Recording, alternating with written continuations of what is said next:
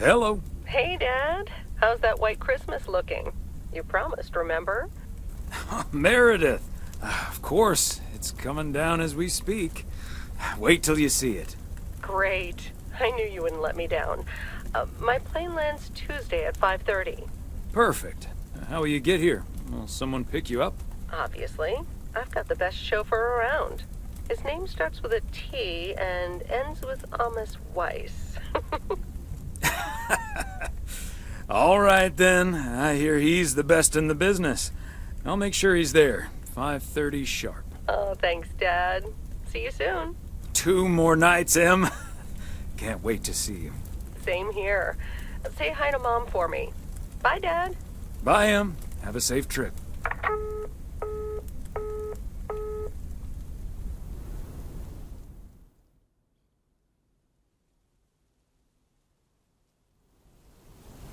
Good morning, Thomas.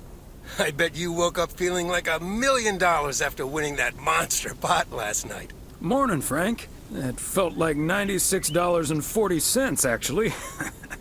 But yeah, I had a great night's sleep. Ha! I bet. It looks like you've hit the jackpot again today. There's hardly any Christmas mail rush because of the snow. Ah, that's a pity. I really don't mind being outside in the snow. Well, I do. Snow's for looking at, not for walking through. Take it easy out there today.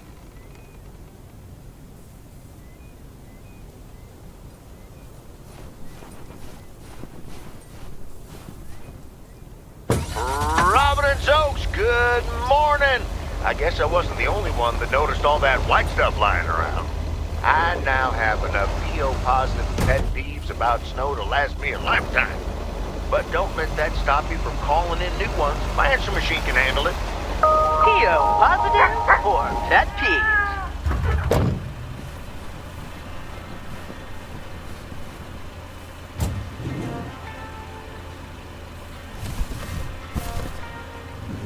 Christmas gift? Here's hoping.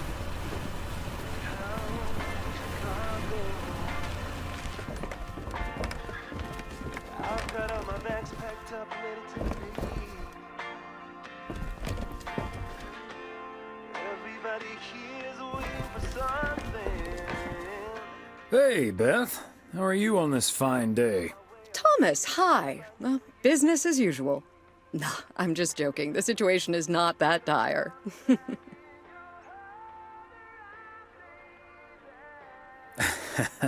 Really? So no Mildred rummaging for discounts today? Well, I'll tell you, she was actually in here just now. I sold her a beautiful 1986 calendar that had kittens wearing mittens on the front. I kid you not.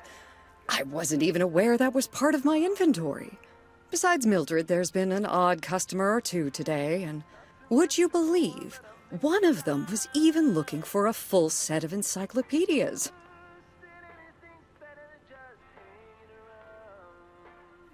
Who even reads those?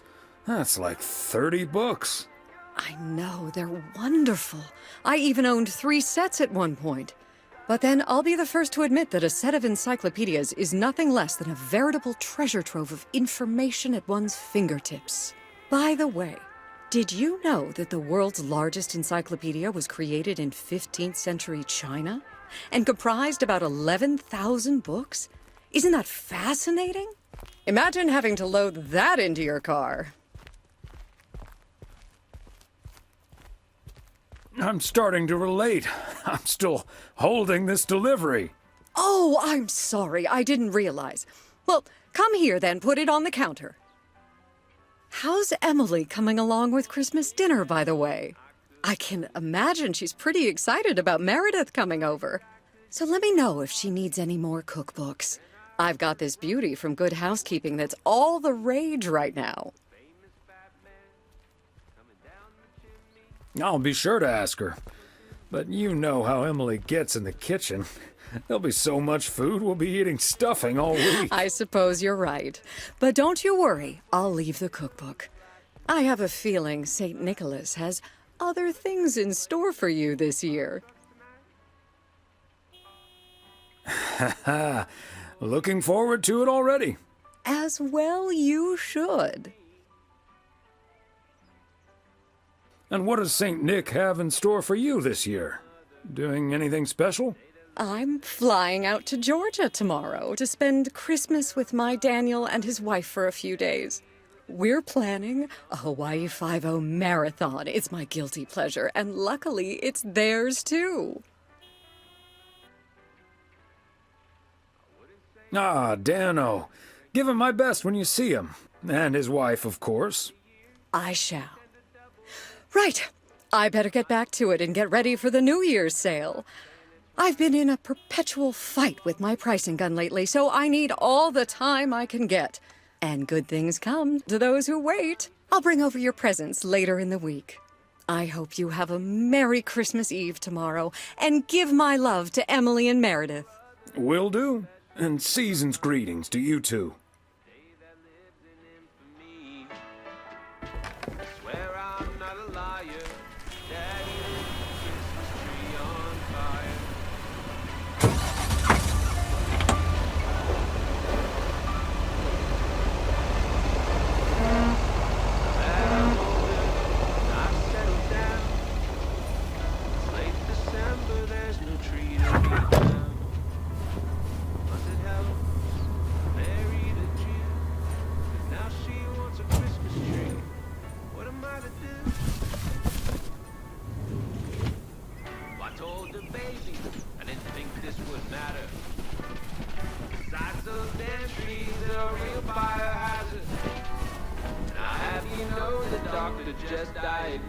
Hello, Angie. Long time no see.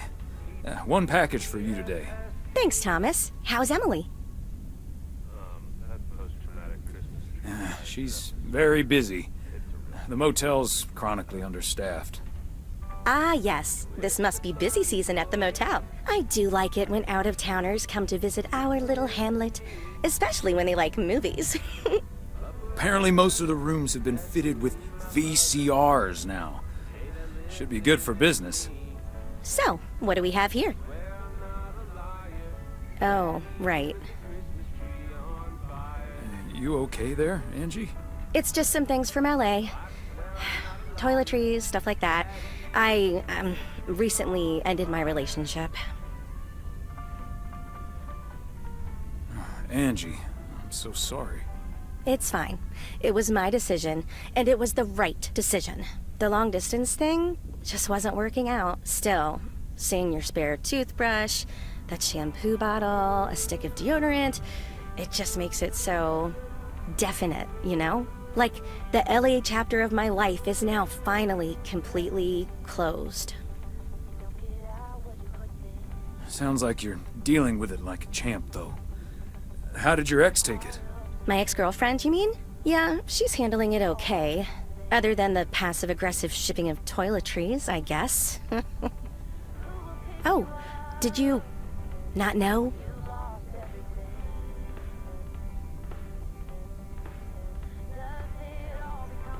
Had no idea. But I mean, it's fine either way, right?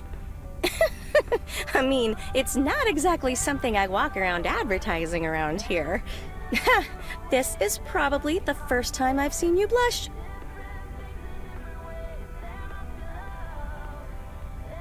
Breaking up right before Christmas Eve must be extra tough. Yeah, that does add to the melancholy. Timing isn't exactly my strong suit, I guess. Well, I'll leave you alone with your thoughts. And your spare toothbrush. Merry Christmas, Angie. Merry Christmas, Thomas. My toothbrush and I bid you adieu.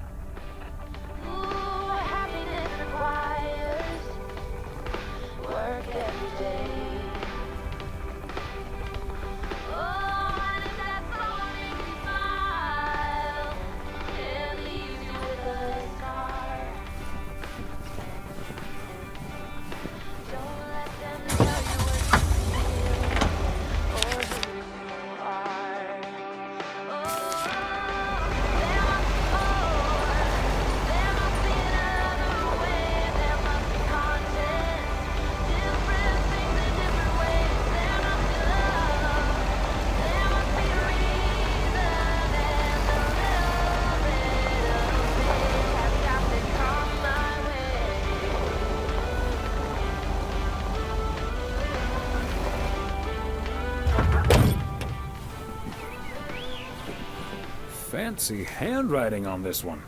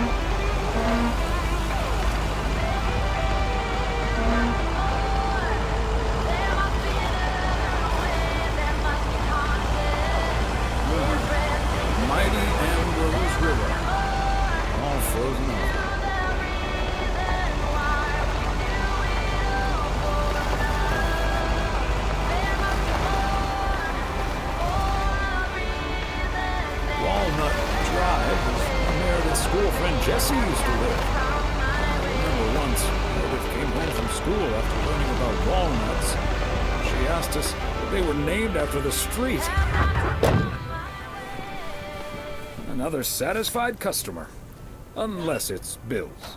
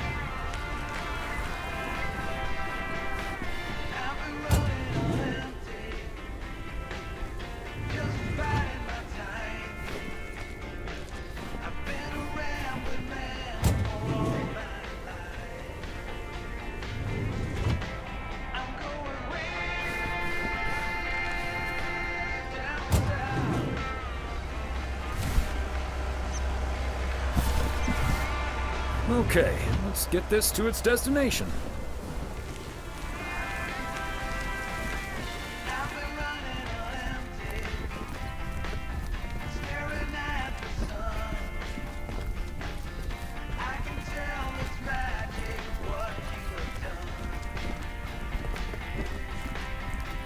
Hi, Ben. Got a pretty hefty package here for you.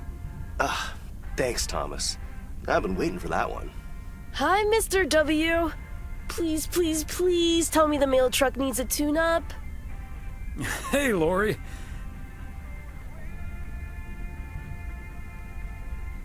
Nope. I'm sorry to say the truck's running like a song. I'm very happy about that. But it's bad news for you. As you can see, Lori's taken a head start on working at the garage. Part-time, and only when she's finished her homework. Are you sure there's nothing I can improve on the old, what do you call this thing again? I just call it the mail truck, actually. Boring. We need to come up with a better name than that. Tell you what, Lori. Maybe you can check out the car horn. It sounded a little off last time I checked. The horn, eh? I'm on it. That was easy peasy, lemon squeezy, Mr. W. Diaphragm had gotten a little dusty, but it's all better now. The mail truck is honking like a big old goose again. Thanks, Lori. Come to think of it, I will be calling your truck the Goose from here on out. Big, white, wobbly, and with a honking great horn. Honk honk!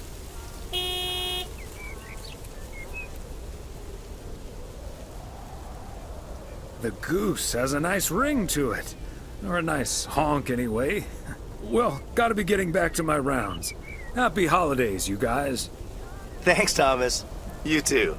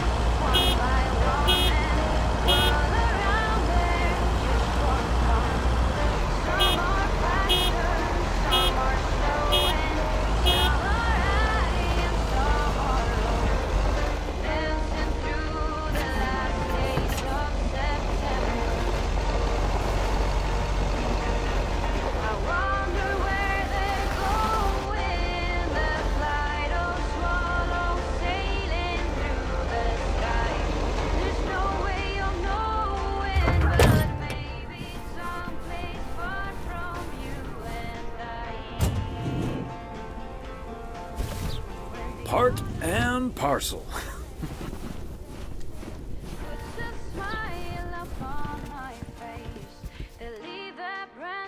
Hi there, Mr. Mailman. Got anything for me today?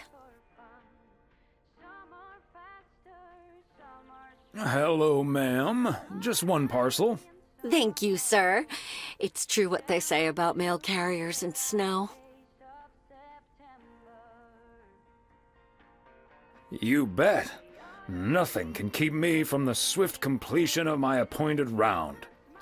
That too, of course. But I meant that the snow makes them look even more handsome in their uniform.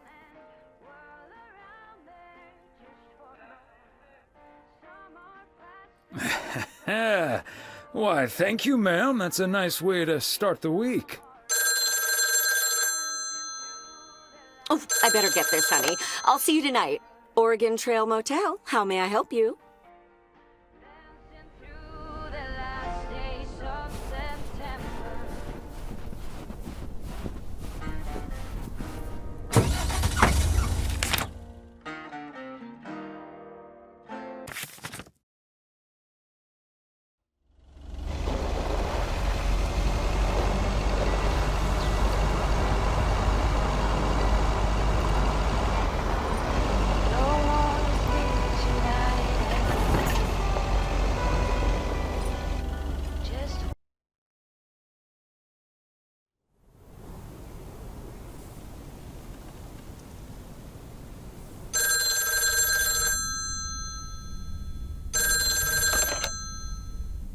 Hello?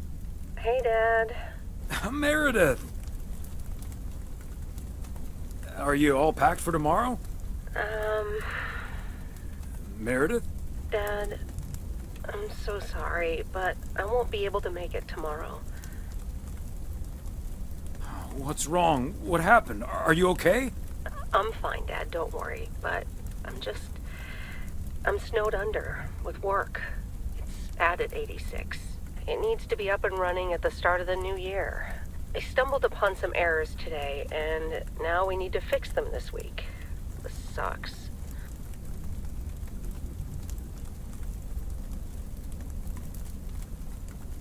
Yep, it sure does.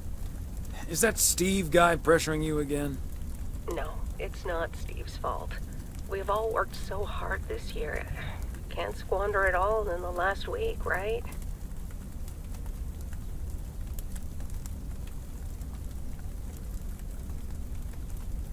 I hate to say it, but it sounds exactly like what you said last year. Have you told your mom yet? Yeah, I just called her at the motel. Oh, someone's calling. Must be your mom. Okay, well, that's my cue. Gotta get back to it. I'll call again soon, Dad. Love you. Hey, is that you? If by you mean Emily, then yes. If you mean M for Meredith, then no.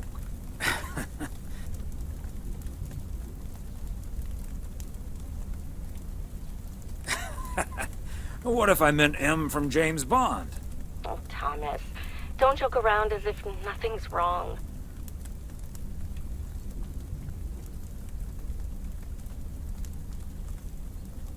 I know, Em. I don't know what to say. Well, just deal with it, like we always do.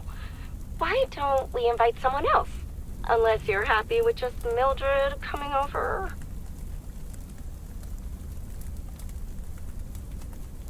Just Mildred? You might as well go for rock bottom and ask Nancy to. Yes. Oh, I'd love to hear them bicker about the cat food assortment at the general store. In any case, I'll call Beth and ask her again, too. And then I have to do a towel run, refill the vending machine, and vacuum the reception area. So it'll be a while before I'm done. I'll see you tonight, honey. Okay, Em. Drive home safe.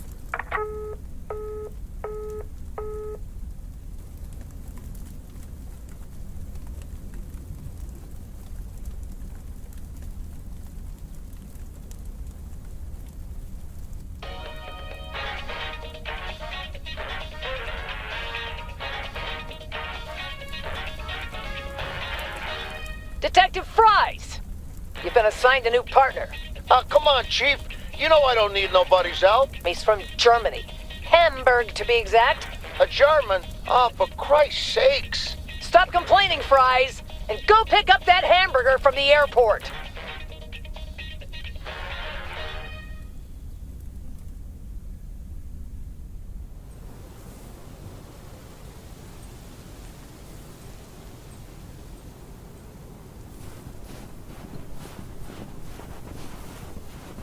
Morning, P.O. It's time for a different take on the snowfall. P.O. positive or pet peeve? Take it away, Charles. Jack, I'd like to respond what Cheryl said about the snow yesterday.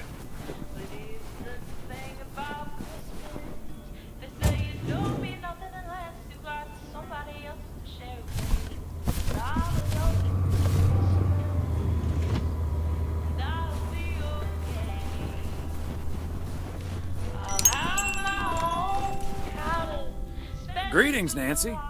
Hello, Thomas. That should be the last batch of Christmas pudding ingredients. Sounds good. Is it for you or for the store? For the store, of course.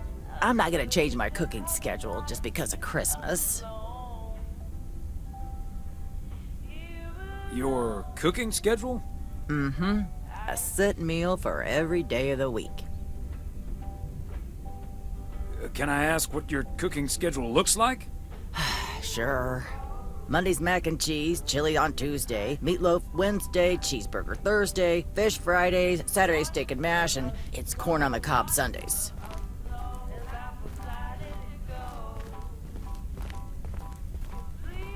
A healthy and balanced variety of culinary goodness. Color me jealous. No need to be jealous. No one's gonna stop you from creating your own schedule.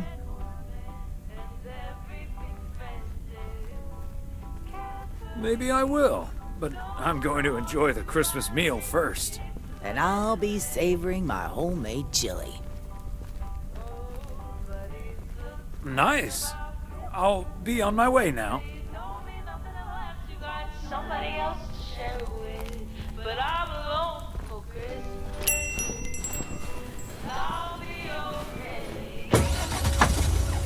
I'll have my own kind of special holiday. Think I need you.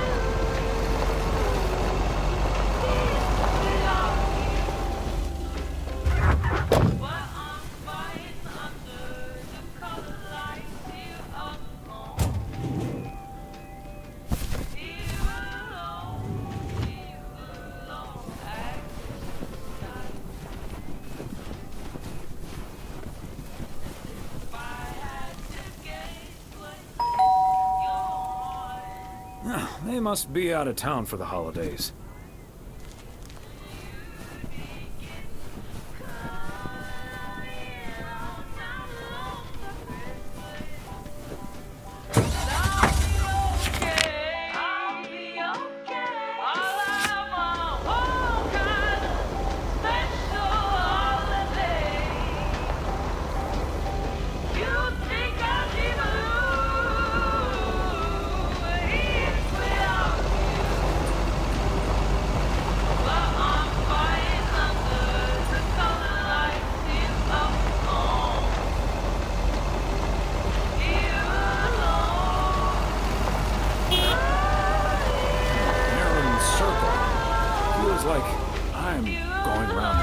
Sometimes.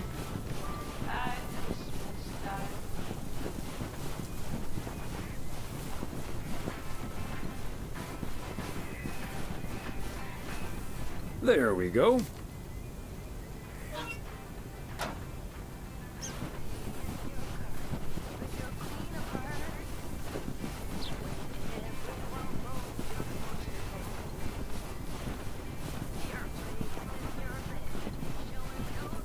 Fancy handwriting on this one.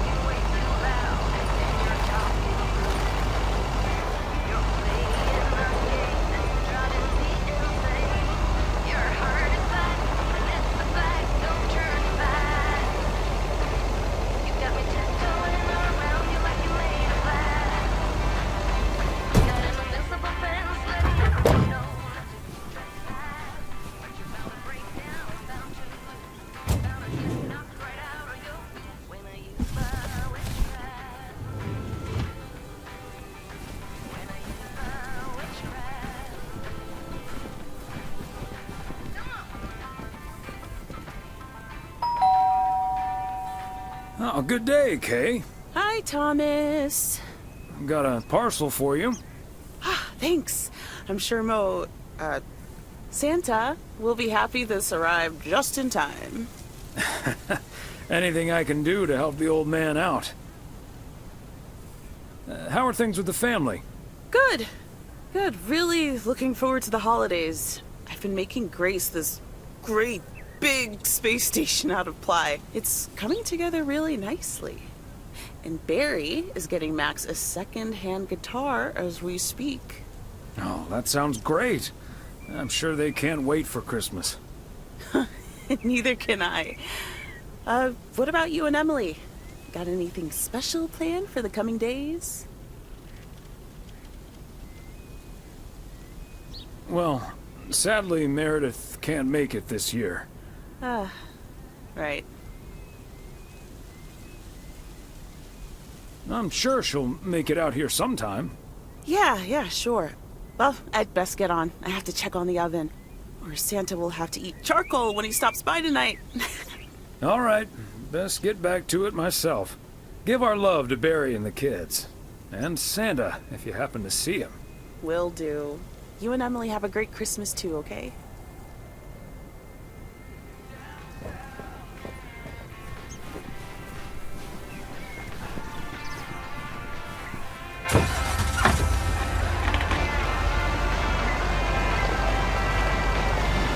Is that much Christmas lighting really necessary?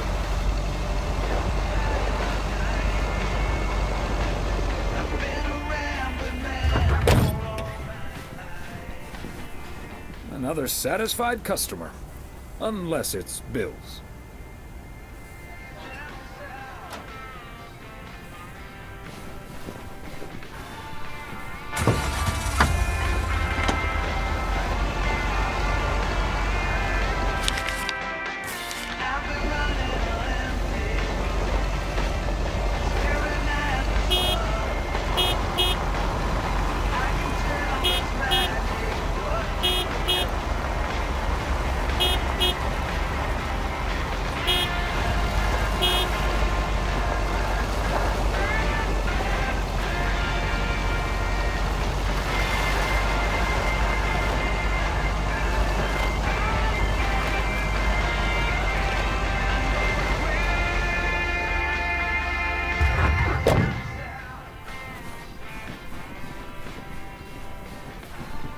There we go.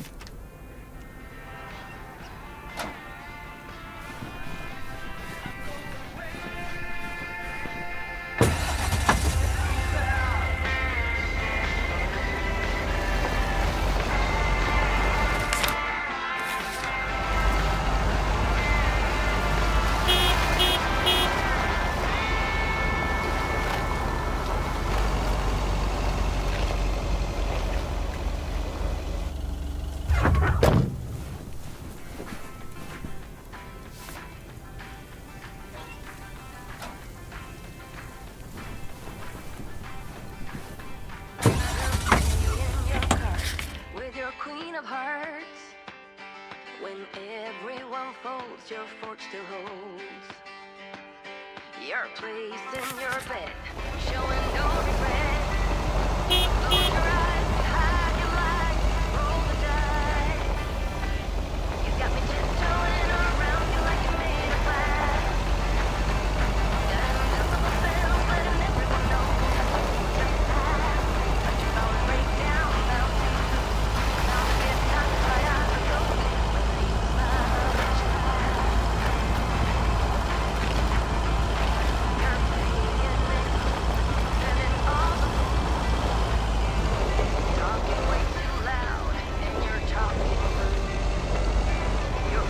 Bert's out of town for the holidays, but he did ask me to keep an eye on his place. Seems to be in order.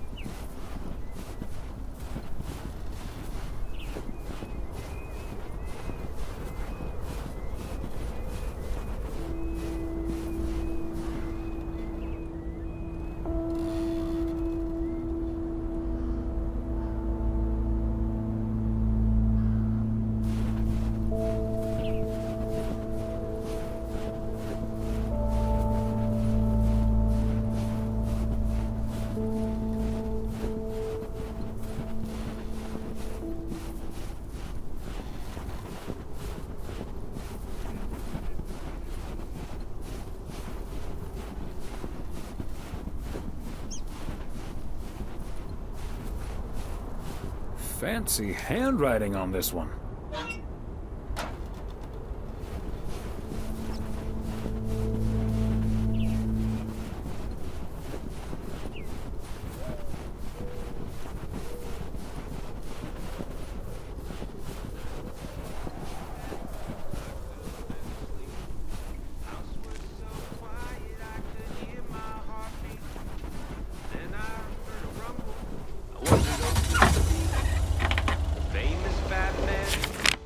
Down the chimney, well, I cracked open my door to catch a glimpse of Satan. Hardly see a thing, the road was so thin. Driveway filled with flash of red and blue lights. Santa tree slaying for a fire truck tonight.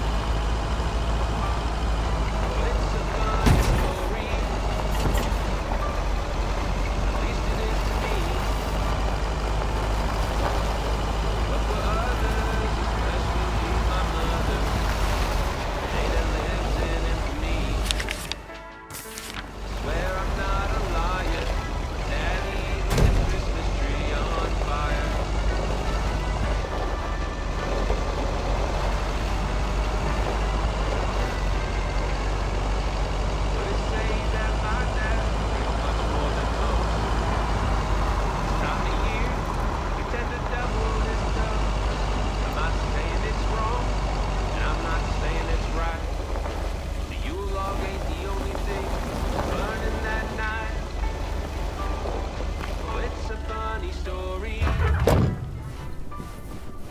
least it is to me.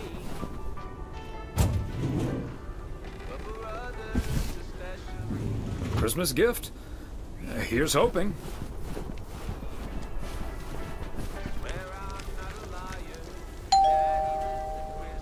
Wow, a visit from the Poker King. I humbly thank you for the honor. The pleasure is all mine, sir. And this package is yours. Ooh, boy, Frank came through once again. A package from Frank, huh? What's in it? You don't want to know, Thomas. You don't want to know. But what I will tell you, I'm kicking off the new year with a bang. I better put this somewhere dry. And then it's back to reading Doyle Brunson's Super System. Oh, you're in trouble this Sunday, sir.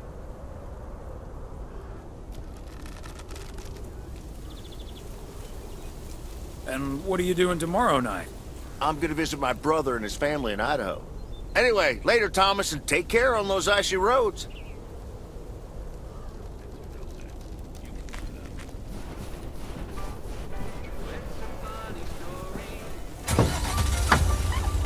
At least it is to me.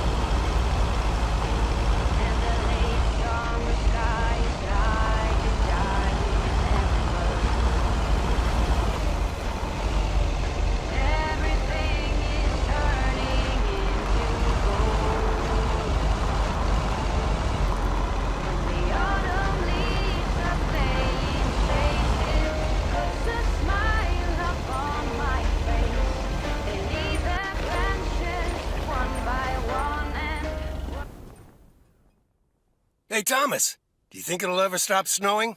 I'm glad it's the last day before Christmas break. Well, sorry, Frank. They're forecasting snow until at least the new year. But hey, about Christmas.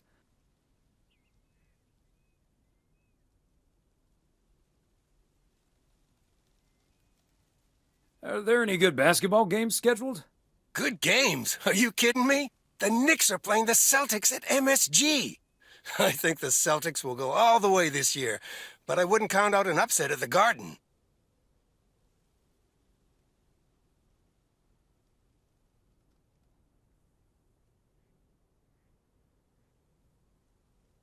I'm not gonna give you betting advice, Frank.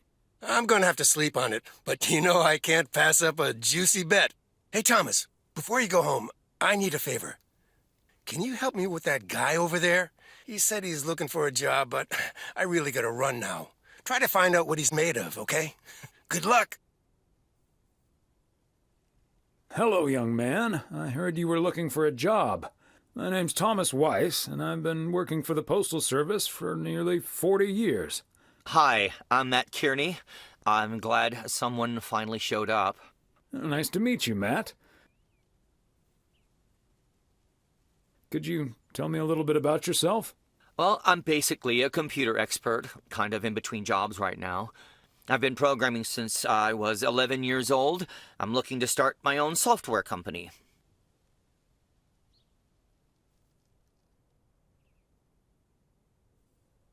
Ah, that's great. So you want to save up some money to start your own enterprise one day? Bingo. I'm already working on it at home, and whenever I have time in my schedule.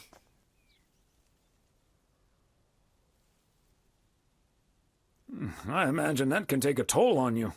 I have the focus, determination, and willpower of a professional athlete. Okay. I have a few more questions. Do you enjoy working with customers? I think everyone would enjoy someone who skips the small talk and gets the job done as soon as possible.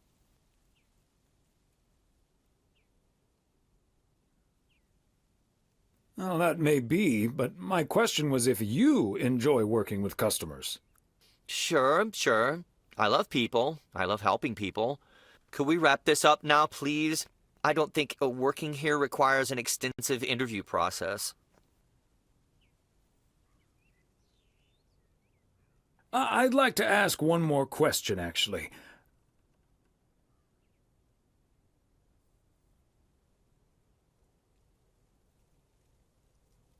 Can you please get up and leave as fast as possible? Okay. Bye.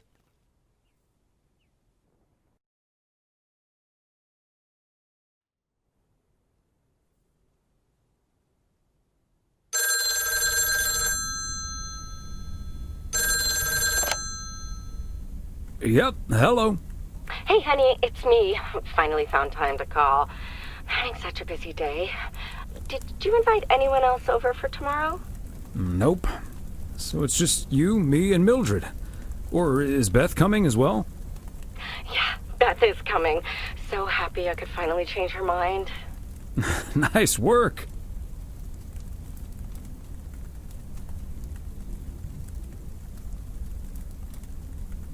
It also means a little less Mildred.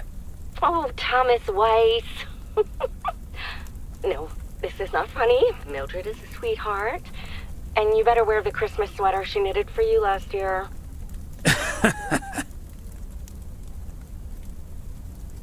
I love Christmas sweaters, so don't worry about it. Great. So I won't be the only one looking stupid. Oh, by the way, I've got great news. We finally found someone to take some shifts off my hands. That's fantastic. No more 60-hour work weeks.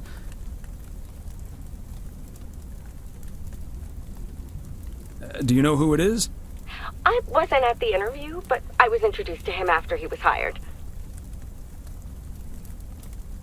Did he wear glasses? Yes, he did. Did he have curly hair? Yeah. Are we playing Guess Who? His name is Matt. Matt Kearney. He said he's going to completely overhaul our computer system. That's the guy I interviewed this afternoon. Really? Did you like him?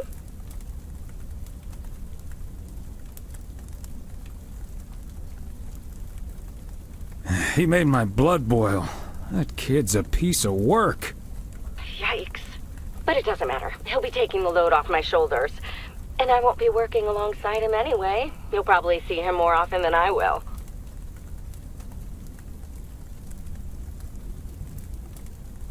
And there I was thinking I dodged a bullet. We'll see how it all pans out. Oh, gotta go now. Bye, hun.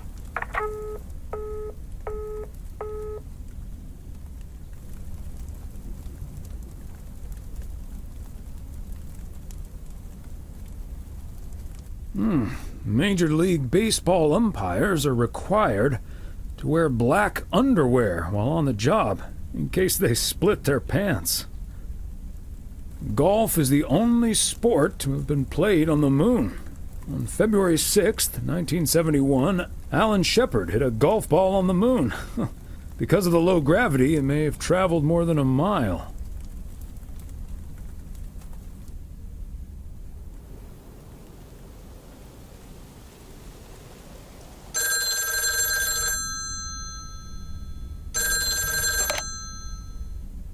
Weiss residence, good morning. Hey, Dad. It's me. Hey there, Em.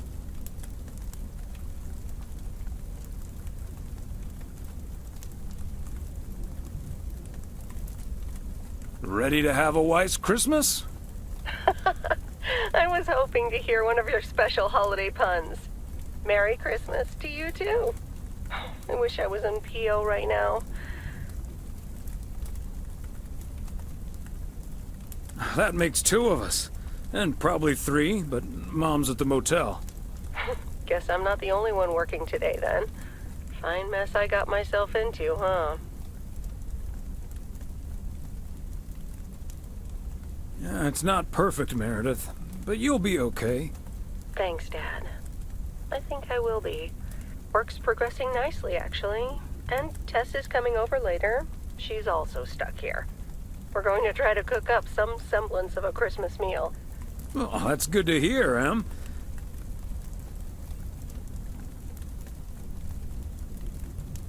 But I'm glad the other Em will be in charge of my Christmas dinner. Can't disagree there. Her lemon mashed potatoes alone blows all my cooking out of the water. Oh, that reminds me, I need to try to pry that secret recipe out of her. I'm gonna call her at the motel right now. Thanks for talking, Dad. And Meredith Christmas. Missile Thomas wishes you the same. Oh, I did not hear that. Love you.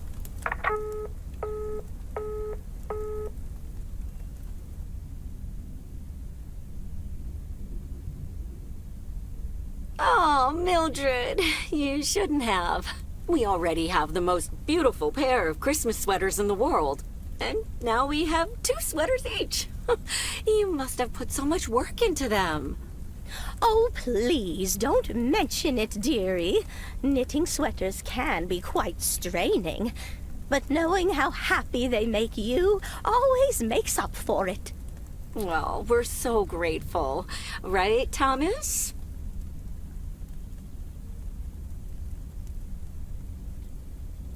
They're beautiful. Thank you so much, Mildred.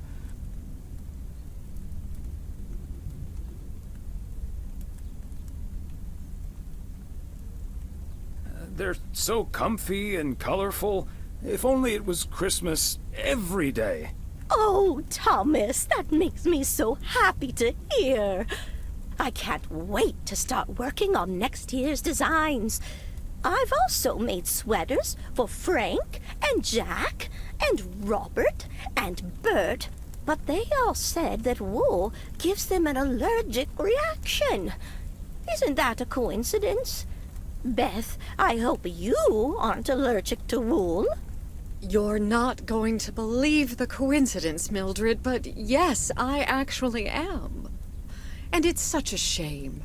If only I, too, could celebrate Christmas wearing one of those beautiful sweaters. Anyway, Emily, would you be a darling and pass me the peas, please? Peas? I don't... Oh, you mean the string beans. I suppose peas would have gone lovely with the meal as well, now that you mention it.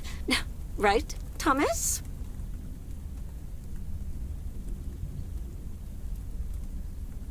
I've had some beans already. Thanks, dear.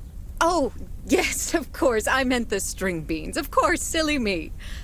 But let me get on with it. It's time for my presents now. And you may have already guessed that they're books. Mildred, why don't you open yours first?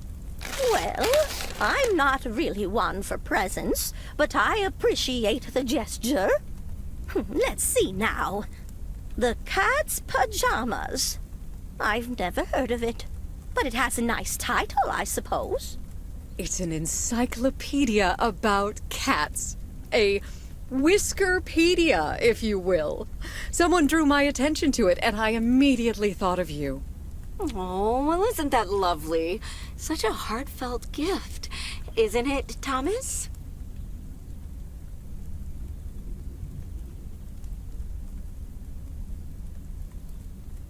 That it is, Emily.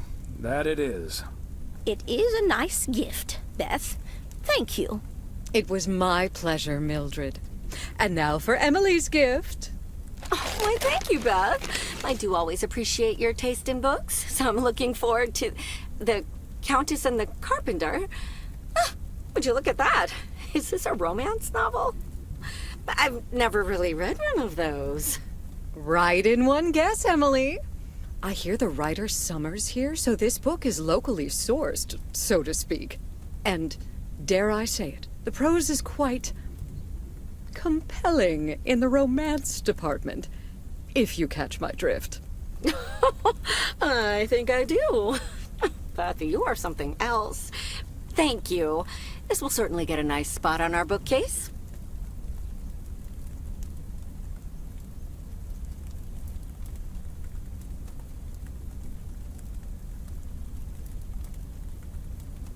Ah, good to know the romance department is in our bookcase now, so I'll know where to find it. Well, I'm looking forward to reading it already. Thank you so much, dear Beth. You're welcome, Emily. I'm sure you'll love it. Okay, Thomas, it's your turn now. Let's see. Crazy sports facts 2. Even more crazy sports facts.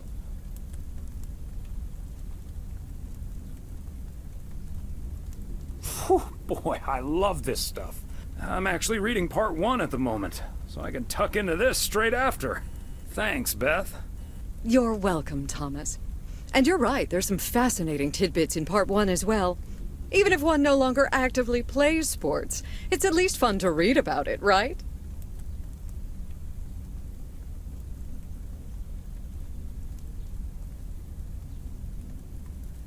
Hey now, kids playing basketball still regret it when they challenge the mailman for a game of horse. Well, there's no shame in admitting that you're not getting any younger, Thomas. In fact, none of us are exactly spring chickens anymore. Things like your arthritis can't magically be wished away by positive thinking.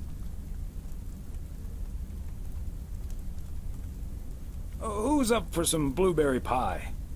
Speaking of blueberries, my bridge partner Edna's niece discovered this mole last week. Hold that thought, Mildred. I really need to take this. Hello? Hi there. Could you put me through to Meredith Weiss, please? Excuse me. Who is this? Oh, it's Steve. Steve Mitchell from work. Is Meredith there?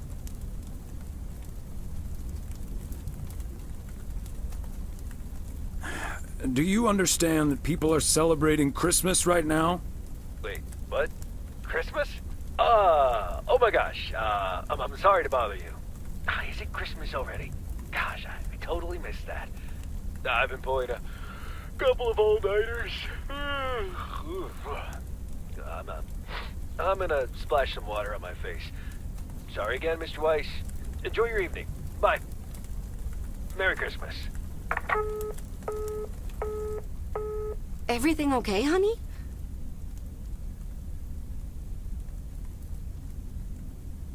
That silly boss from Meredith's work called for some reason or other. Never mind. Beth, you were saying? I wasn't actually, but I was looking for a way to say this, and now's as good a time as any, I suppose. My dear friends, I am leaving Providence Oaks.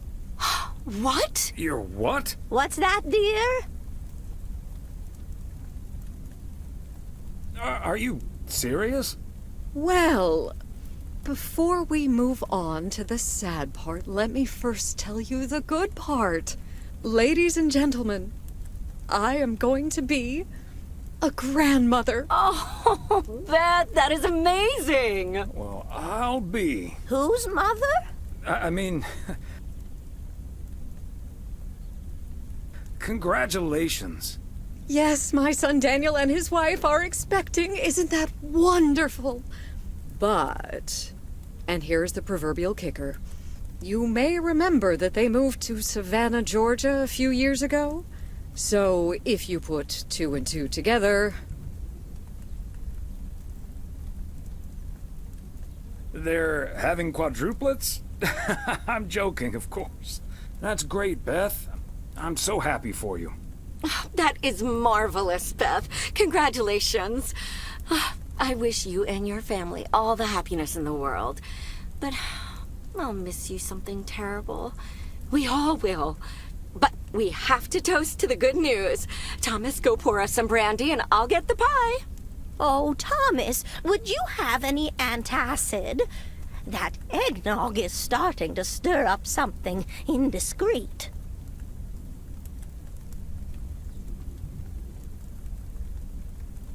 You had me at brandy. Now, let's celebrate this wonderful evening, ladies. Here's to a lovely old Christmas spent with good friends. Hear, hear. Hear, hear.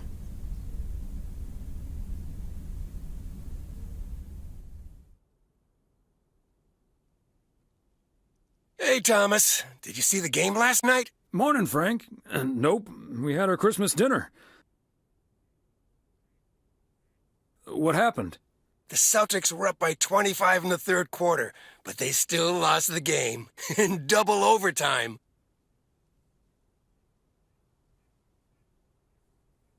So was it a big payday for you? One of the biggest of the year. And now the odds are dropping for Boston. I'm gonna bet on them to win it all this season. I'm not sure that's a good idea, Frank. Ha, Thomas. We'll see. Have a good one today.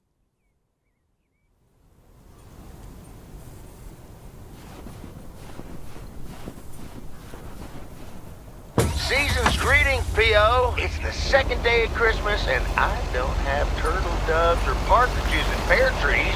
But you know what I do have? P.O. positive or pet peeve?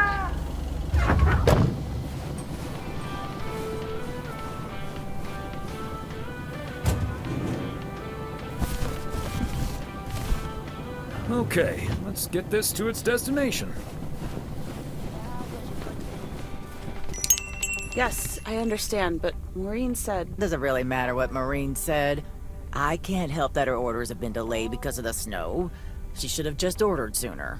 It's not like New Year's Eve appeared on the calendar out of nowhere. That's true, but it was only 2 weeks ago that she decided to throw a celebration at the diner. And once we're sure we can host a proper party for everyone, you are also invited. That sounds an awful lot like blackmail to me. Please come to my party, Nancy. But first, hand over a football team supply of cheesy dip, quiche, and sloppy joes. I'm sure she didn't mean it that way, and I'm sure you're more than welcome either way. But I have to run now. Bye, Nancy, and hi-bye, Thomas. Bye, Kay. Maureen Hennessy strikes again. P.O. would be a boring place without her. Boring? Drama-free might be the word you're looking for. One thing's for sure, she does not know how to run a business. Always bites off more than she can chew. And now I'm supposed to come to the rescue?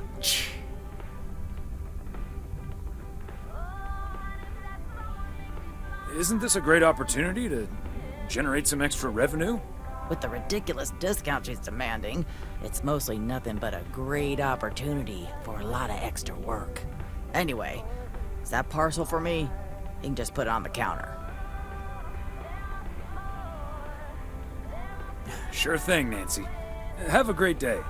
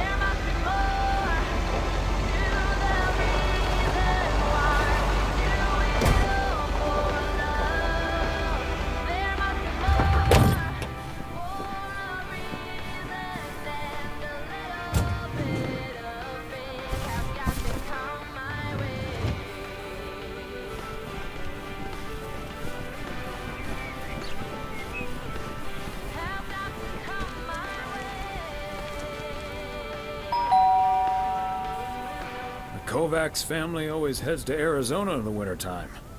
And who can blame them?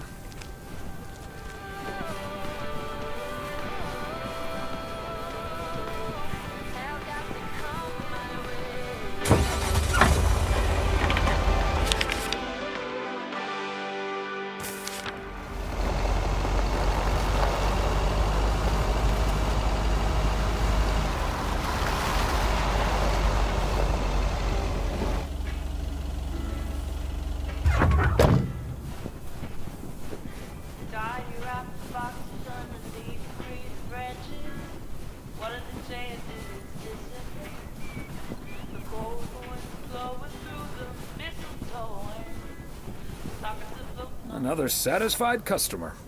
Unless it's Bill's. They say you don't mean nothing unless you got somebody else to share it with. But I'm alone this Christmas. And I'll be okay.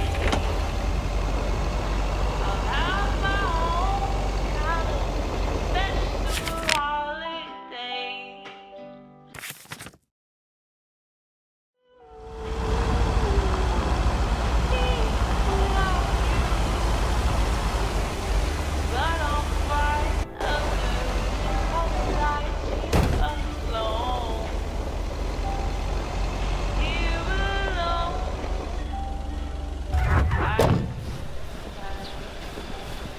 Somehow it's always nice when our neighbors get a letter.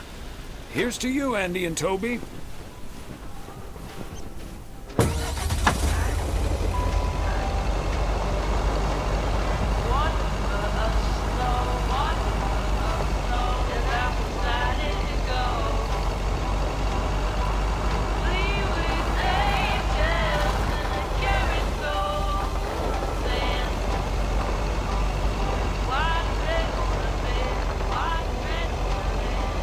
Every big festival.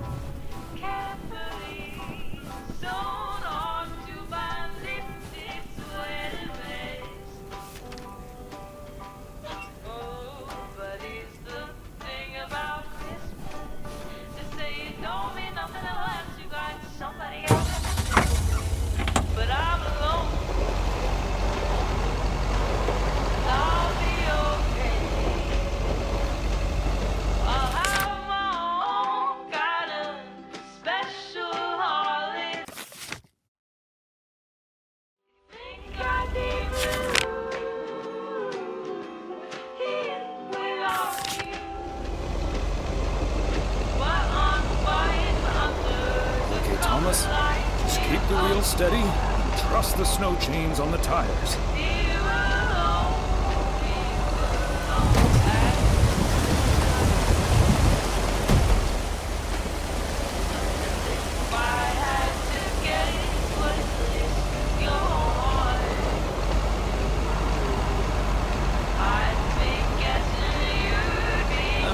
Of our honeymoon in Niagara Falls all those many years ago. A little more impressive than our local waterfall, but not by much. Ah, the parcel, Thomas. Don't forget the parcel. Oh, silly me. I forgot the package.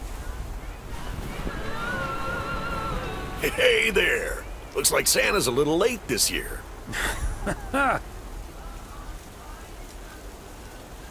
That's what you get for not being a good boy, Robert Harris. Let me try to make it up to you. Take that heavy load off your hands. That must be the fire pit I ordered. Now I can finally go ice fishing without freezing at the same time. Ice fishing?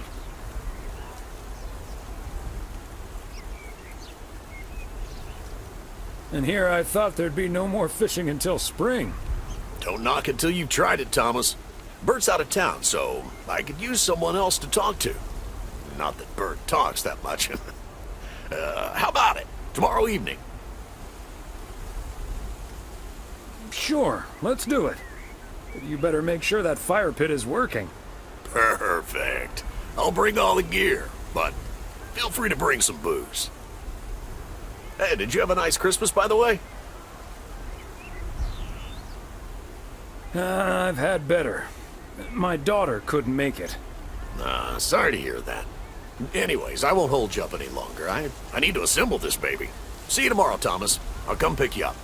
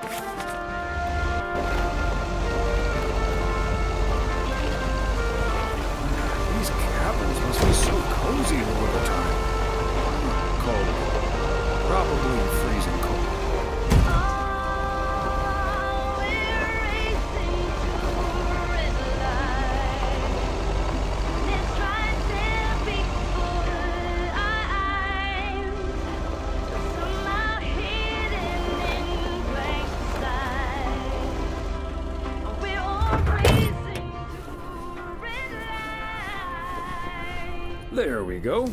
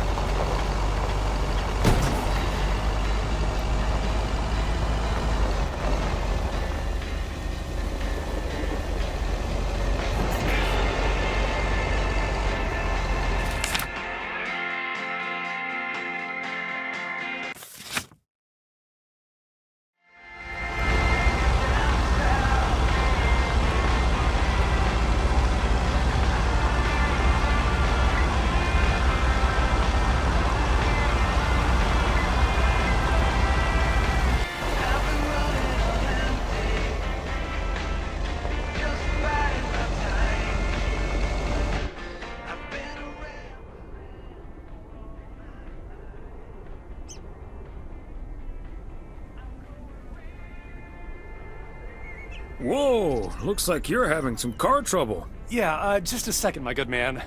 Gabriel, can you figure out what's wrong with this blasted vehicle? Give me some good news here. I mean, I'm not really a car mechanic, Mr. Price. But I know the smoke isn't a good sign. No duh, Einstein. Say, hey, Mr. Mailman, what's your story?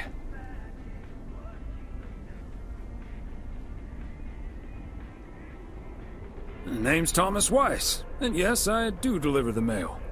Okay, then you're Thomas Weiss, mailman. And I'm Connor Price, annoyed man. Gabe, if you don't know what you're doing, then why on God's green earth are you fiddling around with that engine? Just thought I'd pop up in the hood, Mr. Price. What with the smoke and all? It needs to vent. Needs to vent, huh? Never have I felt more like a busted car engine. God! I'm dying in this podunk country-ass town. Bunch of freaking yokels. So, hey there. I see you've already had the privilege of the full Connor Price experience. Quite the experience it was. Well worth the price of admission. Yeah, Connor can be a bit much. Anyway, I'm Ilsa Richter, local TV segment producer turned car problem solver. And that sporting young man over there is Gabriel Serrano, local TV sound guy turned amateur mechanic. Emphasis on amateur. Hey, I never claimed to know anything about cars. Just because I used to be a studio tech, Mr. Price put me on engine duty. Anyway, nice to meet you, sir. Nice to meet you. I'm Thomas Weiss.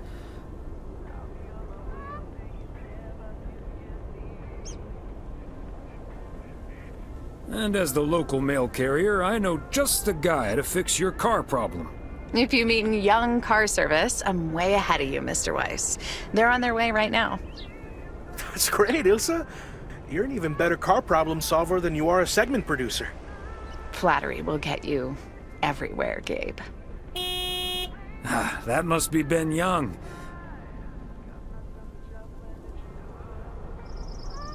You're in capable hands. He'll have you fixed up in no time. God, I hope so. We need to get to Melville, and we're already way behind schedule. Hey, Mr. Mailman. Come in here for a second, please. Excuse me. Duty apparently calls. Happy travels.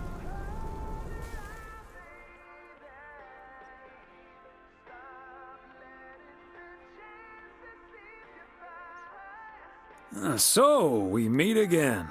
Uh-huh. Hey, I'm new here. All of a sudden, I have to check in 3 people at once who want their own rooms. Separate but close to one another, all equipped with TV VCRs. And, well, long story short, I need to reach Emily Weiss, stat. I'm guessing the local post guy would know where to reach her.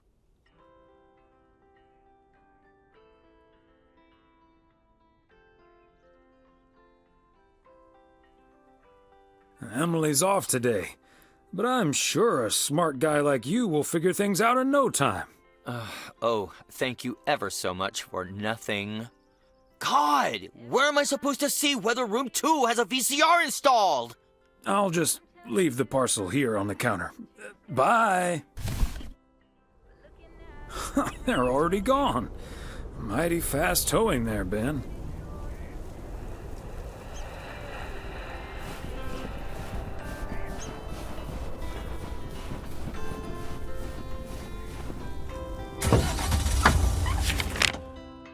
Walking in your garden, what you're dreaming of, past the crop of everyone you ever loved. Lower down the bridge and let me in.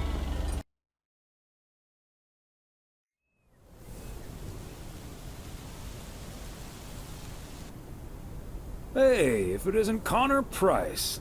Oh, that's him, huh? He's taller than he looks on TV.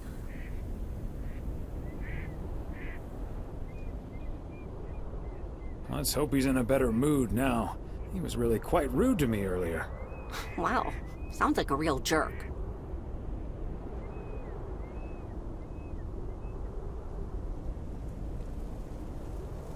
Hello, Mr. Price. Still fuming, I see. Well, hey there. Good to see you, man. Yeah, I guess smoking is a slightly healthier way to blow off steam. Especially since we've had a bit of change of plans. Oh, hi, ma'am. I don't think we've met. Connor Price, KNW6. Welcome to the Oregon Trail Motel, sir. Better get to work, honey. I'll see you tonight. Okay, what's up with her? Christmas hangover?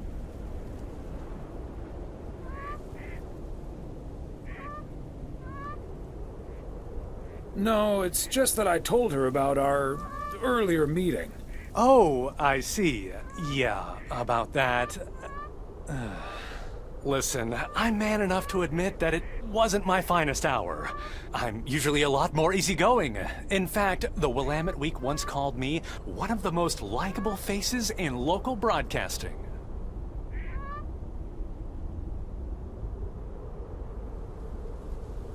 The Willamette Week gave you a good review. That's impressive. Well, when my car isn't breaking down during a tight shooting schedule, I'm a pretty swell guy. Believe me, that's the price guarantee. So, has Ben Young managed to fix your van yet? No, that's the change of plans I was referring to. Turns out we need some parts that the garage doesn't have in stock, so Young's having them shipped over ASAP. But in the meantime, we've decided to stay right here in lovely, picturesque, whatchamacallit, USA.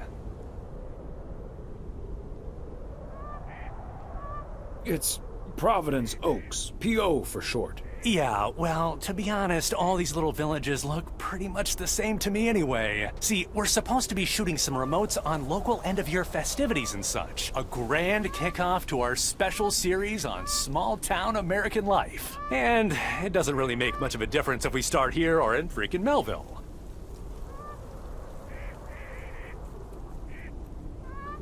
Except, of course, that Providence Oaks is way nicer than frickin' Melville. I was gonna say, this town has warmth. I like warmth. And so do our viewers, I'm betting. So get ready for your town to be featured in part 1 of The Oregon Trail. Title pending. Might be a little too on the nose.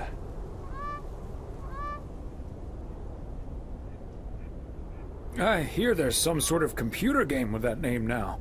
Though I don't really know much about computers, that's more my daughter's area of expertise. See, this is what I'm talking about. Real conversations with real Americans, right? But as fun as this is, I should be turning in. The three of us each got our own quaint little room. Mine's non-smoking, unfortunately. Still beats Gabriel's. His doesn't even have a TV. Can you believe it? Oh, the irony. Anyway, great banter. See you around, my main mailman. Bye.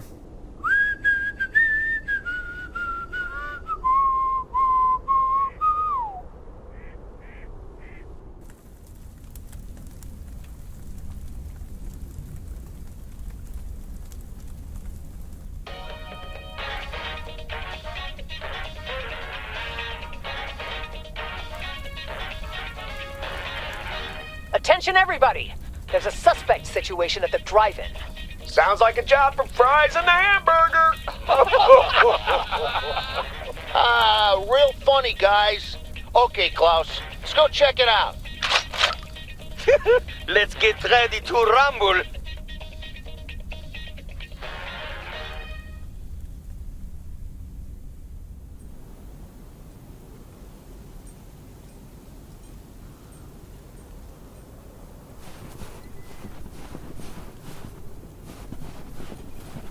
What a gloriously fine Friday it is out there, y'all. Want to hear a PO positive? You tune into the right frequency. PO positive or pet peeve? Let's hear one from Mildred Meow Jenkins. Hi, Jack. I would like to thank our own Robert Harris for all the snow he shoveled from my driveway this week. He even brought a fish snack for my cats. Say thank you to Robert now, my dears.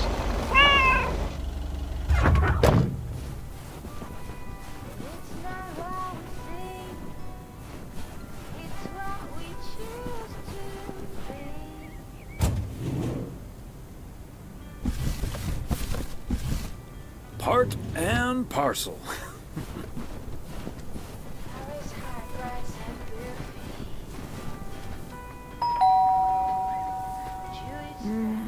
Nobody's home.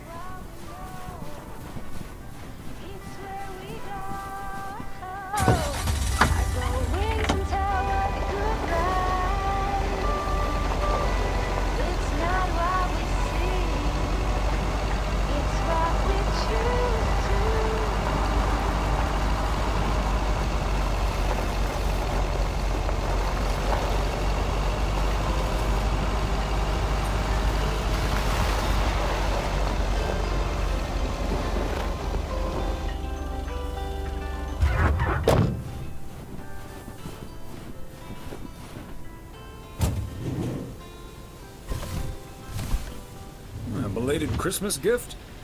Maybe.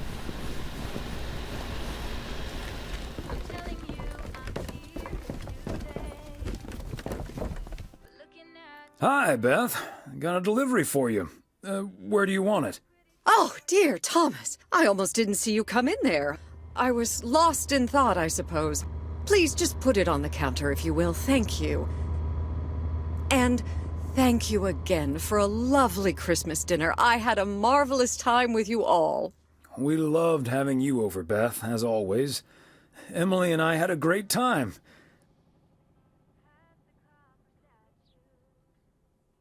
Although always is not going to last forever, it seems.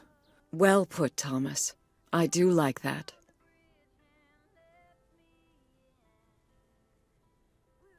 It was a bit unexpected, but I can understand why the grass is greener in the south for you right now. My reason for leaving is wonderful, for sure. I can only count myself fortunate.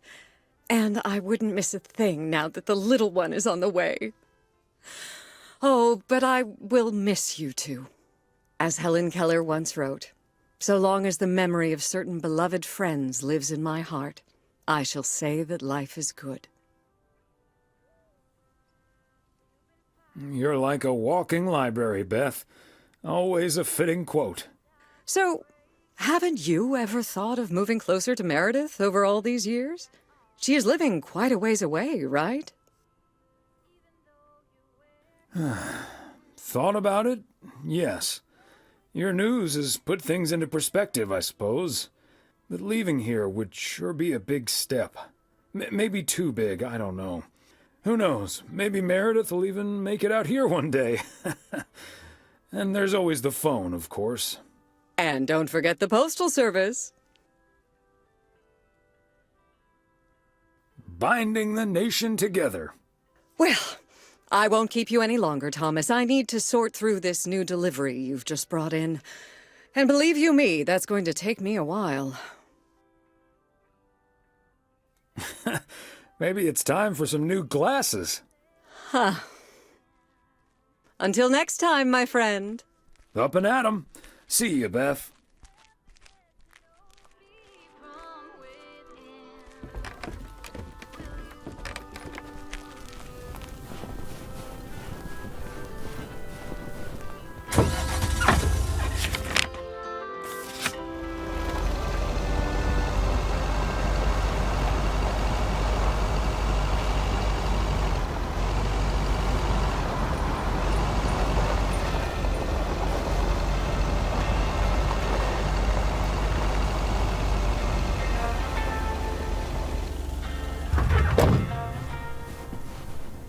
Fancy handwriting on this one.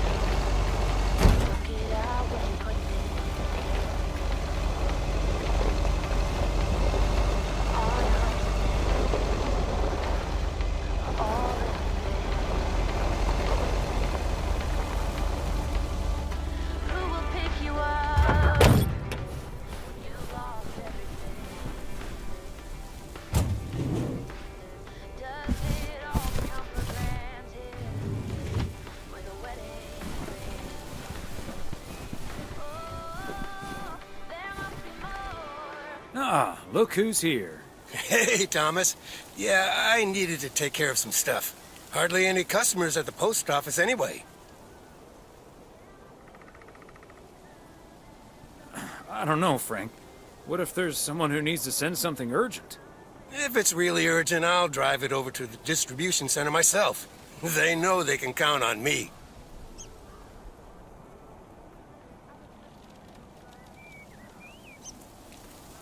Can't say that you're wrong there, Frank.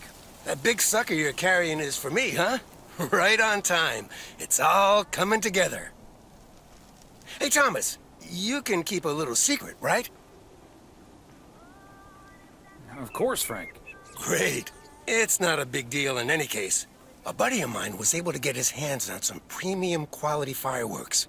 I'm selling them with a nice profit. And anything I can't sell, well, let's just say you want to be outside Moe's Diner when the clock strikes 12 on New Year's Eve. Frank, that sounds illegal and dangerous.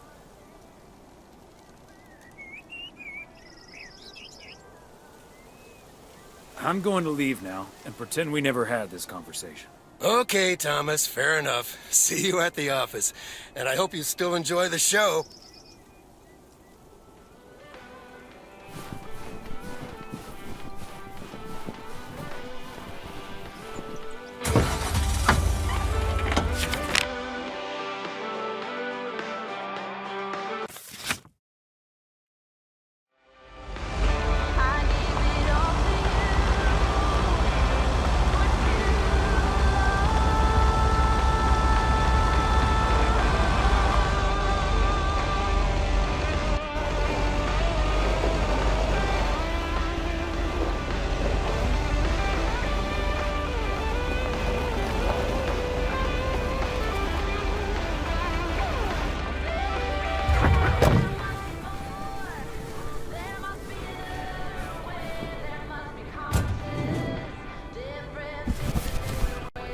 Okay, let's get this to its destination.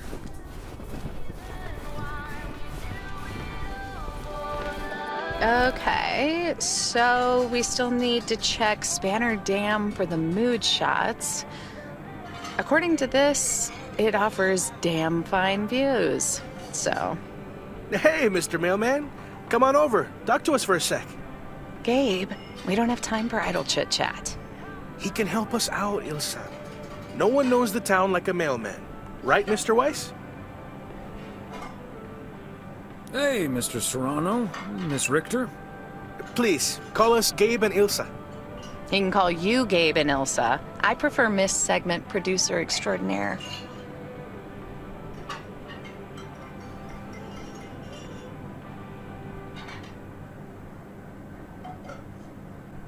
And you can call me PO's premier parcel provider. Thomas, for short. Anyway, we're scouting out this beautiful town of yours for our report on small town America. It's great, but we could use the inside track. So, any secret spots we're bound to miss, but shouldn't? Well...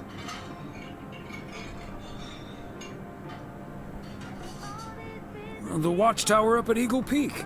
You can take in the view among the treetops. But make sure you watch out for those creaky steps. Oh, hey, Maureen. Now, here's your coffee, folks. Sorry for the delay. Faucet's been acting up again, which should have been fixed yesterday. Oh, you want me to check on it, Miss Hennessy? Oh, now look at you, my knight in woolen armor. Would you, dear? I can take a look. Well, isn't that nice of you? Back of the kitchen, honey. Ashley, someone who does know what he's doing is coming in. Show him where the busted faucet is. And stay out of his way. Ashley's a sweetheart, but when it comes to fixing things, that boy is all thumbs. See, this is what the segment should be. Interacting with the townsfolk, helping out. I love it.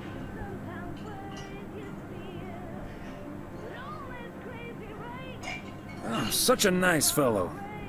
Yeah, you're in good hands, Maureen. Gabriel may look and act like a naive little pup, but he can fix anything. Well, except for our van. But other than that... Oh, is that a fact? Well, in that case, I can think of a few more things he could fix around here, if you catch my drift.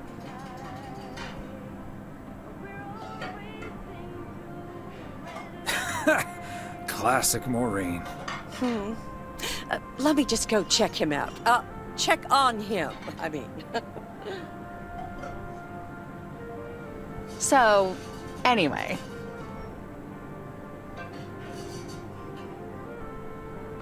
So? Oh, wait.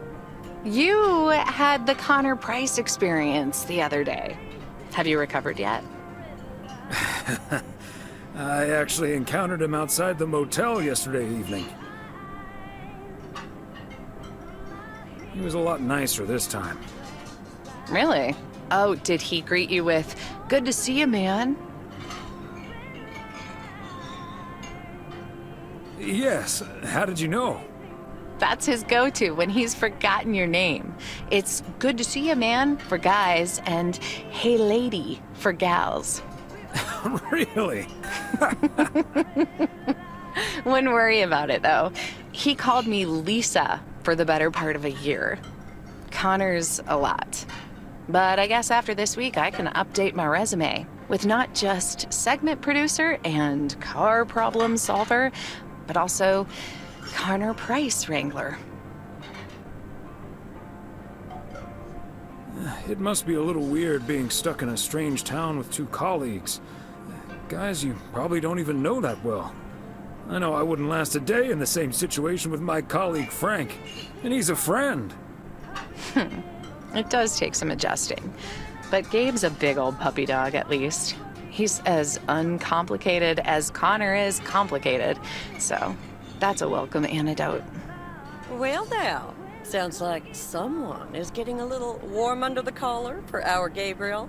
Just between you and me, honey, I have a hunch that feeling is more than mutual.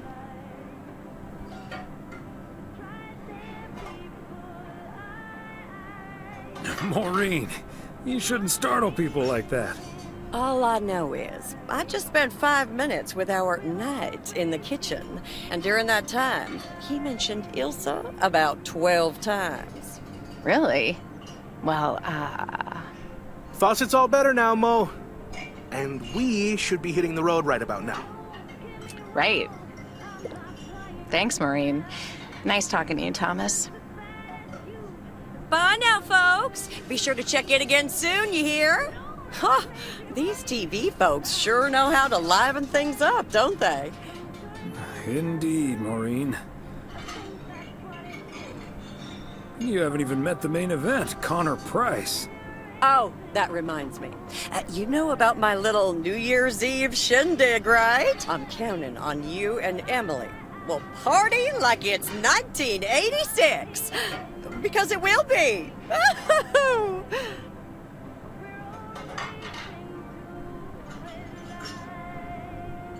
Of course we'll be there. Wouldn't miss it for the world. Best get back to it. See you, Mo. Bye now.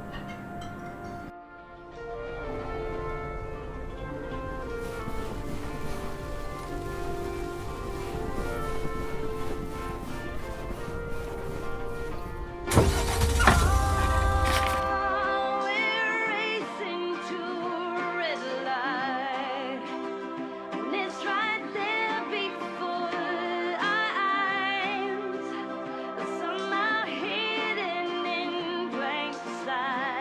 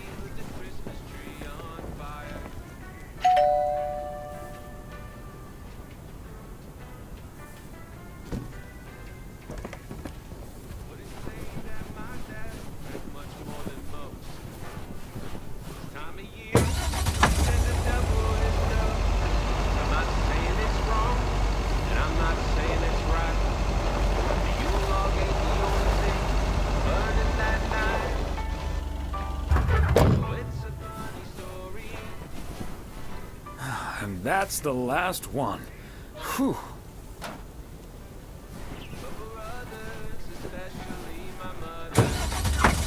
Day that lives in him. I'm not a liar. Daddy lit the Christmas tree on fire.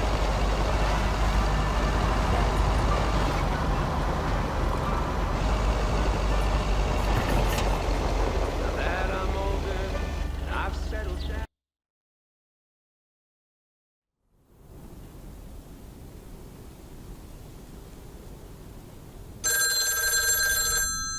I'll get it.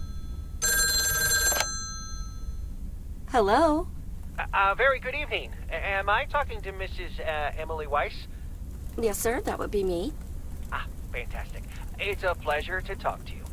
My name is Christian Carmichael, and I represent Fly into Florida. Oh, hi there. I have great news for you, Mrs. Weiss. It's been a while, but do you perhaps remember entering into our Fly into Florida sweepstakes? Now that you mention it, I think so. Yeah. Was that the one on the back of the juice carton? That's the one. And I am more than happy to tell you that you are the winner of the grand prize. The grand prize?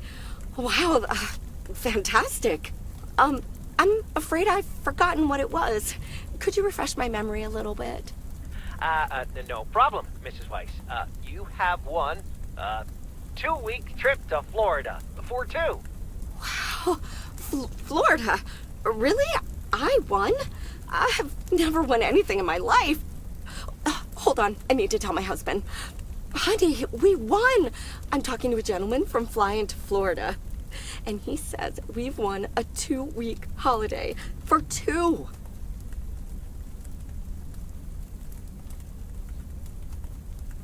Get out of here. Florida? Wow. Isn't it great? We're so happy. Thank you so much.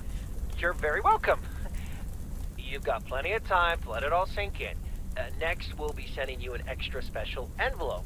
It will contain a confirmation letter, airline tickets, hotel tickets, and I totally forgot to say this earlier, a $500 check covering any additional expenses. Wow. I can't believe this is happening. Well, it most definitely is, Mrs. Weiss. And we'll be making sure you both have the time of your life. There's one thing I must stress. The dates can't be altered. So if you have plans for the first 2 weeks of September, this would be a great moment to change them. And I hope this answers all of your questions for now. Congratulations on winning. And we look forward to seeing you fly into Florida. Thank you. Bye. I think I need to sit down for a moment. Florida. Oh, that's Robert. Sorry, honey. I can't celebrate with you right now. But I'll make it up to you tomorrow night at Moe's. I will hold you to that. Have fun on the ice, hon. And when you start to freeze out there, just think of sunny Florida.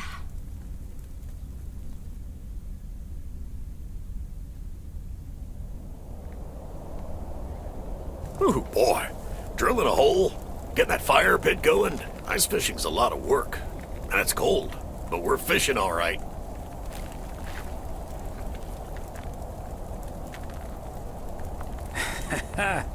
Great stuff, Robert.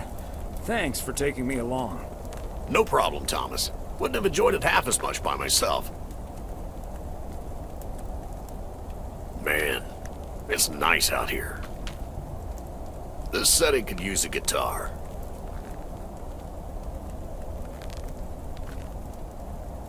Wouldn't that scare the fish away? Especially if you start singing. Thank you, Thomas. Your honest feedback is much appreciated. Hey, what was Emily going on about when I picked you up? You guys are going to Florida? Yeah. Apparently, we won a 2-week trip. Wow, congrats. Not that Florida's my cup of tea, if I'm honest.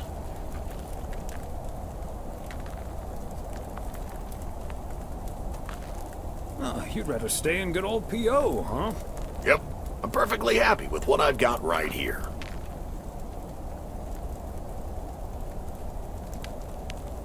P.O. is great, but is it also a good place to meet someone? I know what you're hitting at. The answer's no, of course. But maybe this is what I need right now.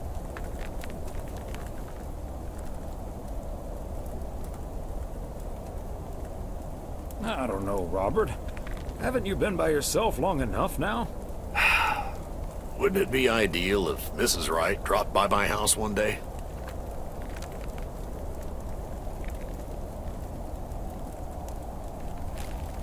Wouldn't it also be ideal if we caught the winning lottery ticket from this here frozen lake?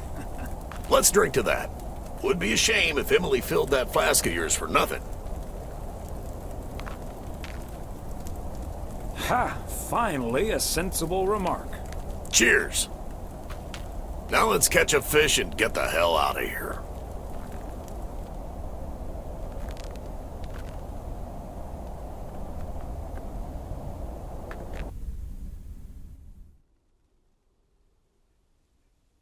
Hey, Thomas, do you have a minute? Sure, Frank. What's up? Listen, I just got a heads up from one of my buddies at HQ. He said Walter Morgan left for P.O. with tires screeching. I need to lay low for a while. If you see him, you haven't seen me, okay? Gotcha, Frank. Don't worry about him. Holy crap! Morgan's on the premises! I'm not here. Good morning, Mr. Weiss. Good morning, Mr. Morgan. I'm looking for Frank. Could you tell me where he is, please?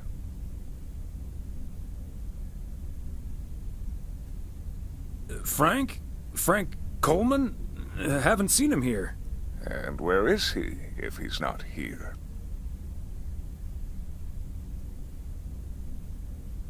He's probably out delivering. Could be anywhere.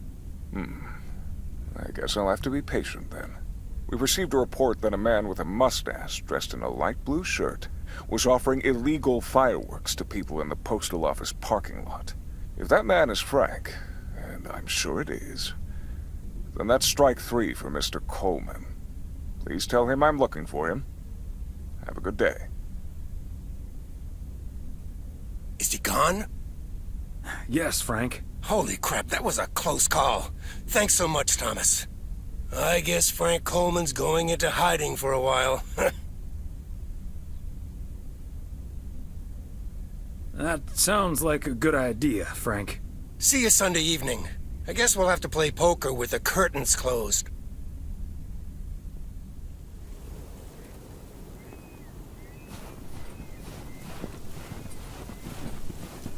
Happy Saturday, everyone. Get ready for a pet peeve from Joseph. P.O. positive or pet peeve? Jack, I've been watching that TV series everyone's been raving about. What's it called? A Hamburger with Fries? I expected a charming sitcom like Bon Appetit, but instead got treated to a lousy mix of mediocre puns and gratuitous violence.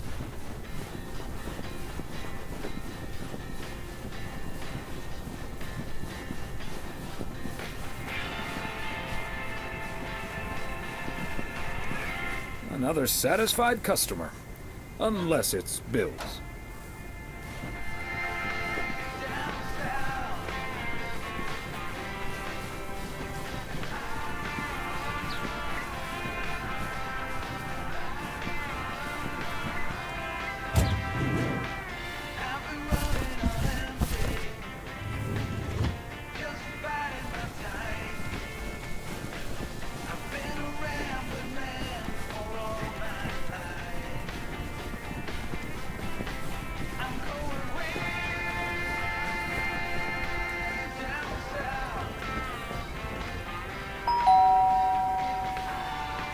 They must be out of town for the holidays.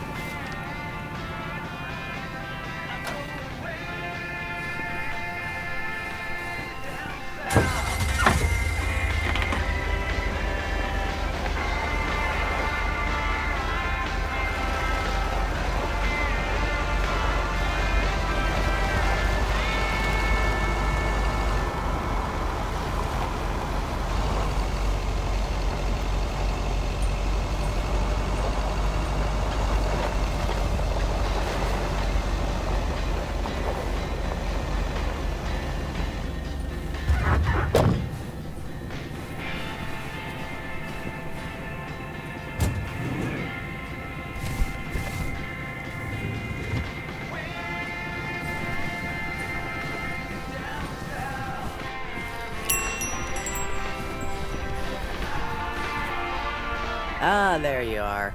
Could you bring this box over to the diner? And if they ask, there's no discount. I could, but I'd have to charge you for it. Oh well, then don't. I couldn't care less about that party.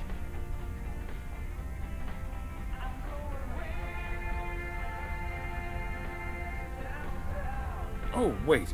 It's for the New Year's Eve party? All right, I'll do it. Thanks. And remember, no discount. Roger that.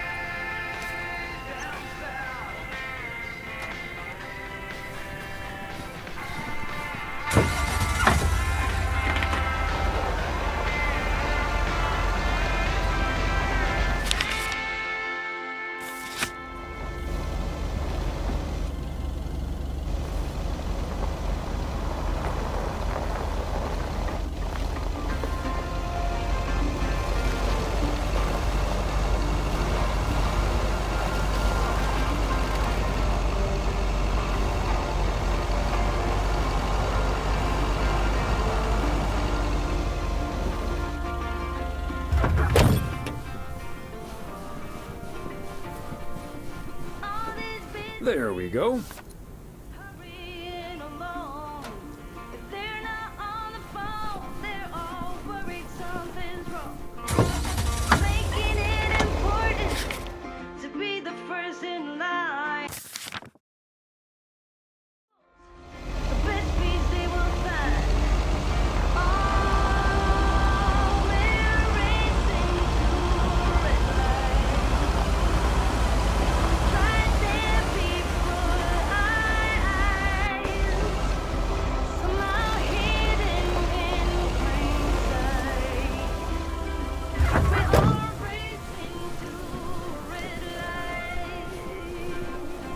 Fancy handwriting on this one.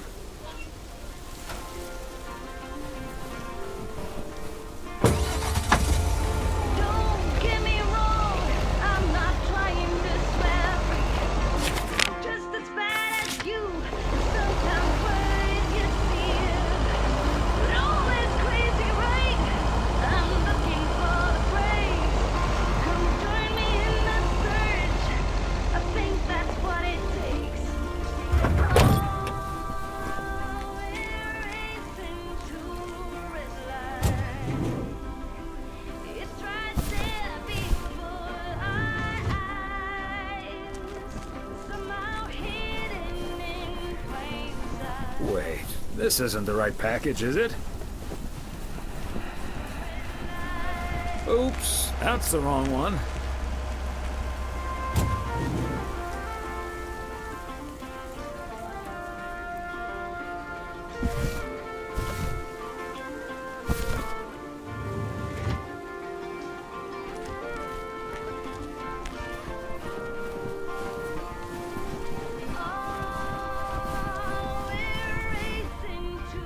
Yet another heavy package for you, Ben.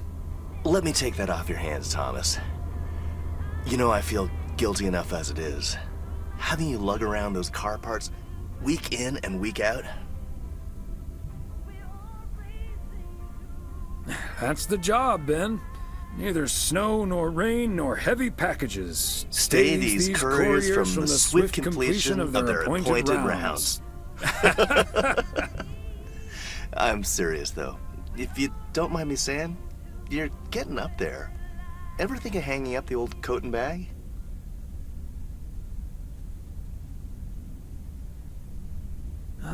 Not until recently, but recently? Yeah.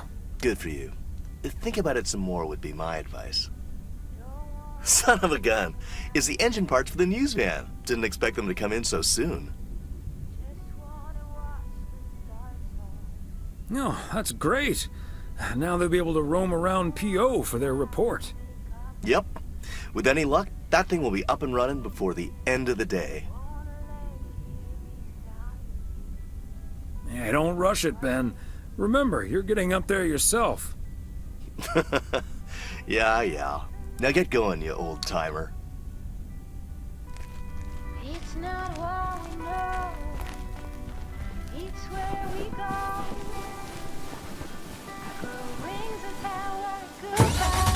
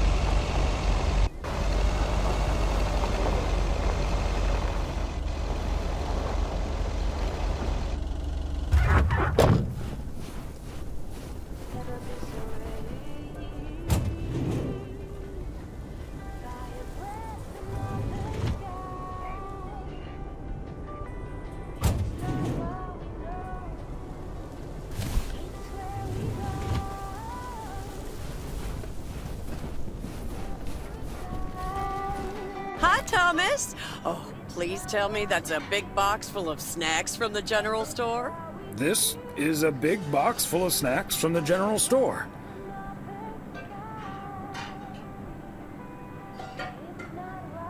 But without a discount on what's inside. No discount? Is Nancy Carlisle really trying to charge me full price for snacks that are about to go past their expiration dates?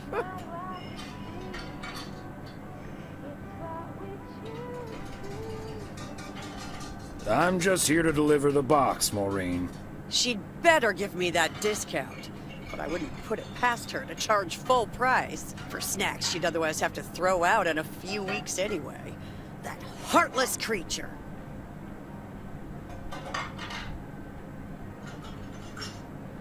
Maureen, easy now. She just drives a hard bargain. Pardon my French, Thomas, but she always manages to drive me up a wall. I'll stop bothering you now. I'll think of something, don't you worry. And the late summer sky is like a giant ember.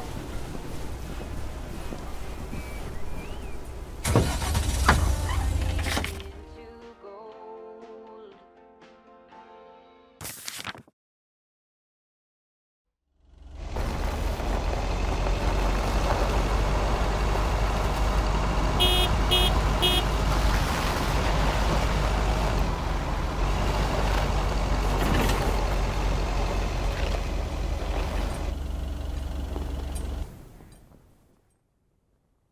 Hello, Thomas.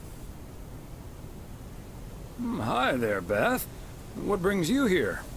I saw you arrive just now, so I decided to venture across the road with a minor request. Sure thing.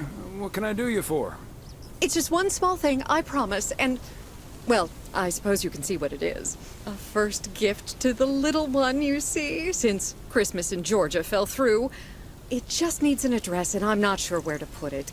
Could I leave this with you so you could make sure it gets where it needs to go? I have the information right here on an old envelope. It's the return address in the top corner.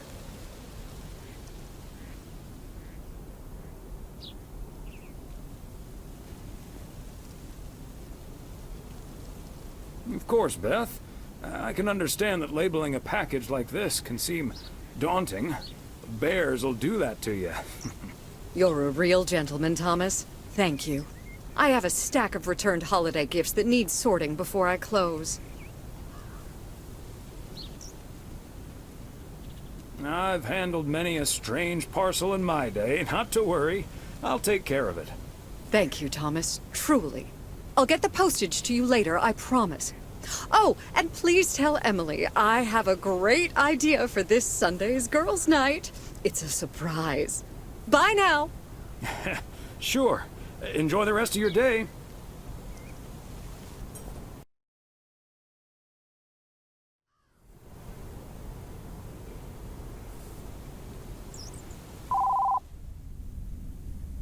Hello?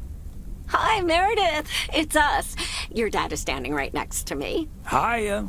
Hi! Shouldn't you two be at Moe's right now? Yeah, we're about to jump in the car, but we wanted to share some exciting news with you. Oh, first things first, though. How was your Christmas? Well, I worked. And Tess and I made a Christmas meal you probably won't ever find in a cookbook. But we had a lovely evening. Thanks, Mom. Can I get the exciting news now, please? Okay, so your dad and I will fly into Florida this September. I won a sweepstakes. Get out of here. Wow, that's so awesome, Mom. Florida in September. Beats the PO weather, huh? Oh, sure does. Dad, are you excited as well? I sure am. Aren't you worried about flying there? Last time you came to visit, it took a few hours for that green tinge to leave your face. Oh, Meredith, don't make it worse than it was. Fine. Maybe he just boozed too much on the plane. Have you checked if the flight includes free cocktails? Best bring your flask, Dad, just in case.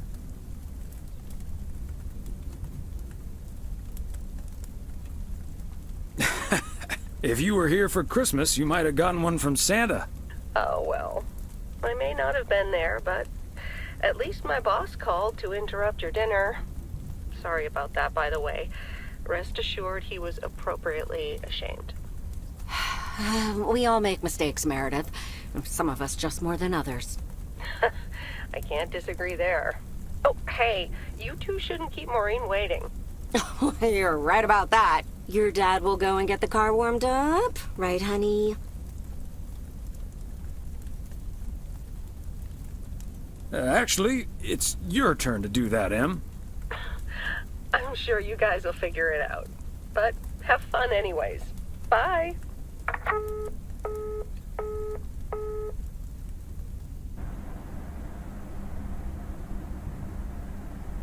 Thanks for getting the car all toasty for us, honey. You're very welcome, dear. It's my pleasure. We've been doing this for decades now, and I've never stopped looking forward to spending my Saturday evening here with you.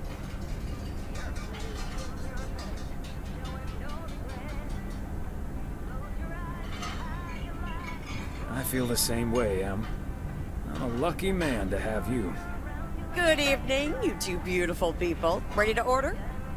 Or should I just write down pancakes for lovely Emily and a T-bone steak for Big Thomas here?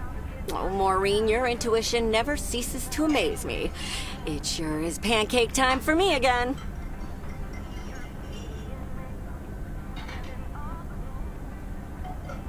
Hold your horses, Maureen.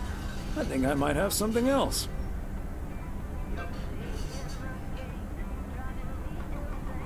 I'll have pancakes, too. You got it. Be right back, folks. Ashley, it's pancake time! This will never get old. But Beth making surprise plans and this Florida trip landing in our lap got me thinking a little bit. If we're getting close to being able to do whatever we feel like doing, does that mean we should stay in PO forever?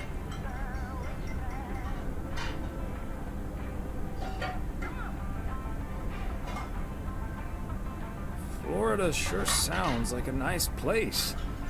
Lots of fishing, no ice. The warmth is the main selling point for me, I must admit. And it's not like your arthritis will stop acting up in weather like this.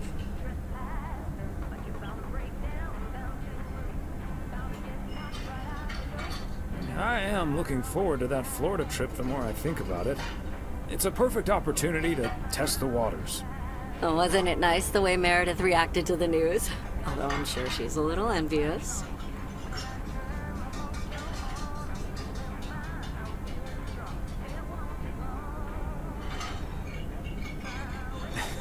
Yeah. When's the last time she had a few days off and left the big smoke?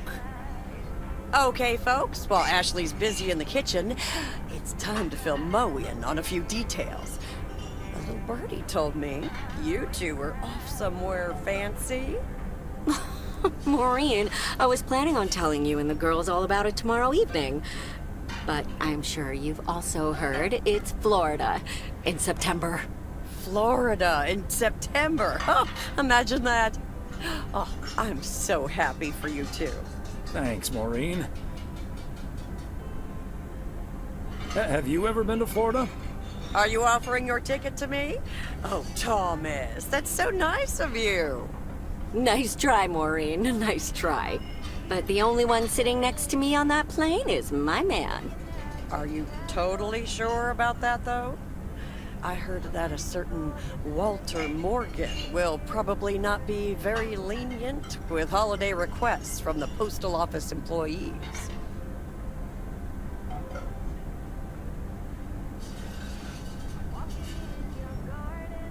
Haha, Morgan. His bark is always worse than his bite. If Walter Morgan gets in the way of that, I'll get in his way. I don't think I'm supposed to actually run away, but sure, all right. Oh, that means dinner's almost ready. Be right back, folks. See, things like this, they bother me sometimes. Maureen's a sweetheart, but it's almost impossible to have a private life here. That sure is true.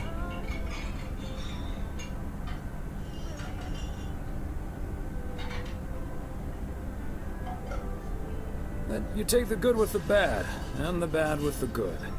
I kind of like knowing everyone. I guess you're right about that. Maybe it's the stress of those 60-hour work weeks talking. Oh, Maureen's heading this way again. Let's just enjoy our lovely dinner together, shall we? We shall.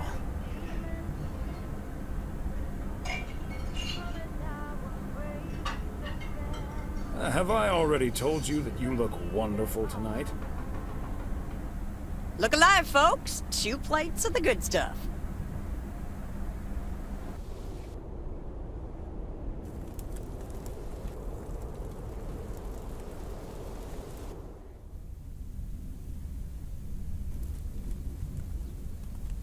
Oh, Thomas, my dear, sweet husband.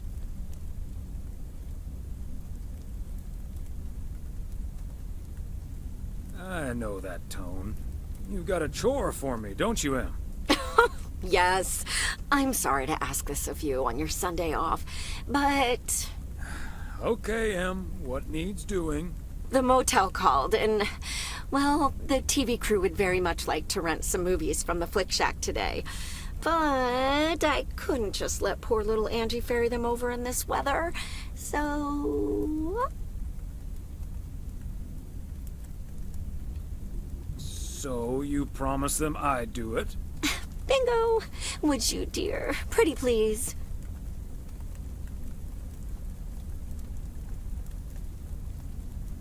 Of course, Em. You've been so busy lately. It'll be my pleasure. Oh, thank you so much, darling. Tell you what, I'll make some extra tasty snacks for your poker night tonight. How's that? It's a deal. Thomas Weiss says I live and breathe. What in tarnation are you doing out and about in the mail truck on a Sunday?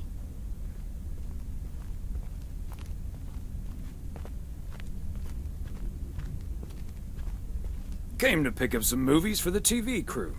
Oh, I know. Your wife called ahead.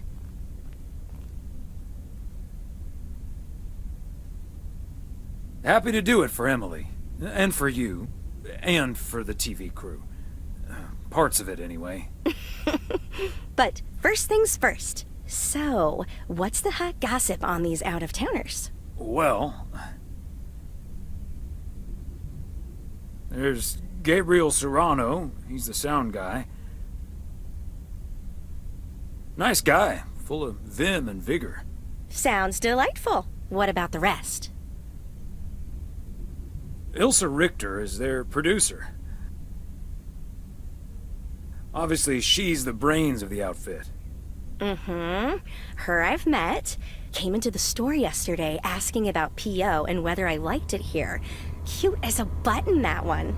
And only in town for a couple days. Perfect for a girl on the rebound. Shame she's into men. One in particular. Really? Which one? The way her eyes lit up when she mentioned that colleague of hers, Gabriel. Trust me, a girl knows. So anyway, let's get down to brass tacks. According to Emily, our intrepid reporters have 2 rooms equipped with VCRs between them. One for Connor Price, KNW6, and one for Ilsa Richter. Great. I know what we should get for Connor.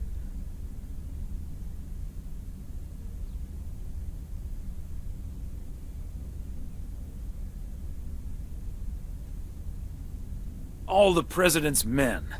That should give him some inspiration. Great idea. But Connor's already made his pick. Octopussy. It says it's James Bond's all-time high. I guess they forgot about that time he went to the moon. Fine by me. And what did Ilsa choose? That's where we come in. See, she wants us to pick the movie she'll be watching with her colleague, Gabriel. Huh?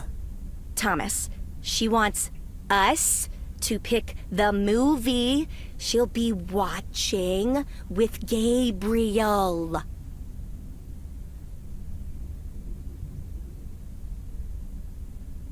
We can play matchmaker by picking something romantic. Got it. Exactly. Guide Cupid's arrows, so to speak. After all, 'tis the season.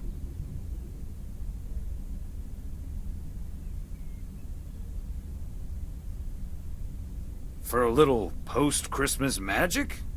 Maybe. You and Emily are regular customers, so you know what I have available. So, which film will it be?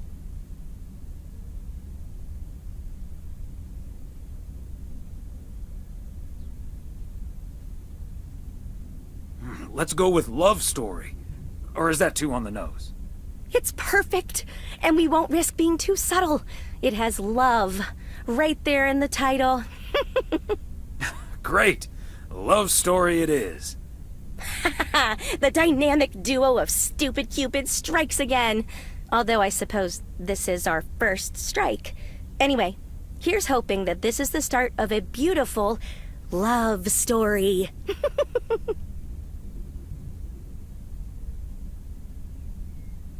I have a good feeling about this.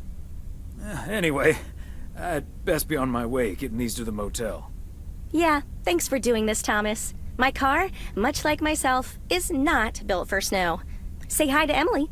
Will do. Bye, Angie.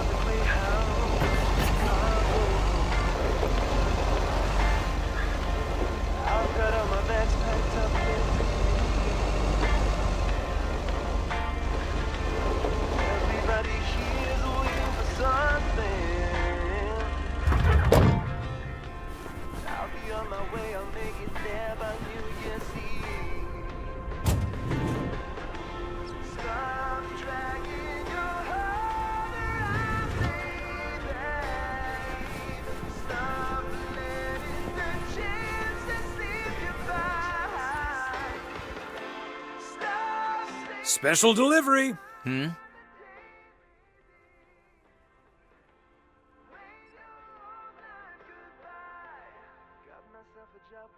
I need the room numbers for Price and Richter.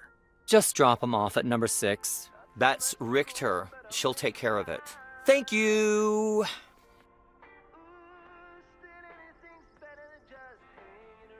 You're welcome.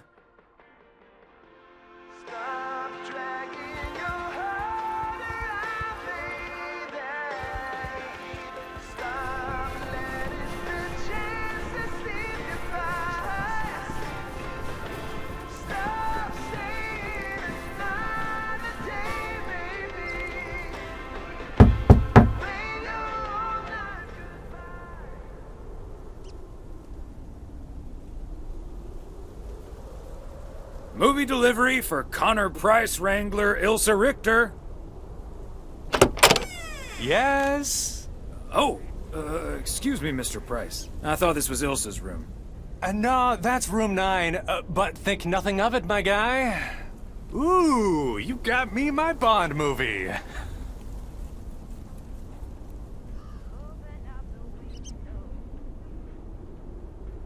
Here it is. Don't forget to be kind. Rewind. Love it. You know, Moore's an even better 007 than Connery. He just oozes that classy British wit. Thank you so much. Dun dun dun dun dun dun dun dun dun dun ta-da! Ta-da! Pow!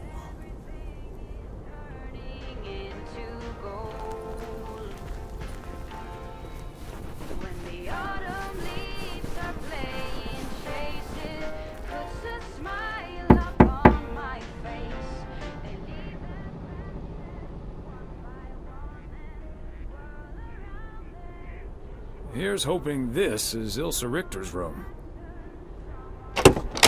Yay! Good to see you, Thomas. So, what movie did you and Angie pick for me and Gabe? Here you go. Love story. Haven't seen this one. What's it about? Tennis?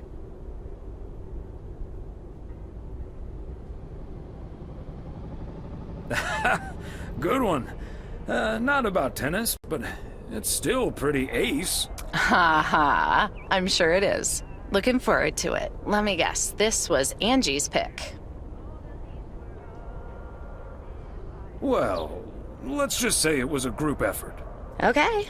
Well, color me curious. Hope it's age appropriate for big old puppy dogs. Oh, speaking of, on your way out, could you give a quick knock on Gabe's door, just so he'll know it's movie time? It's room number 2. Will do. Great. See ya.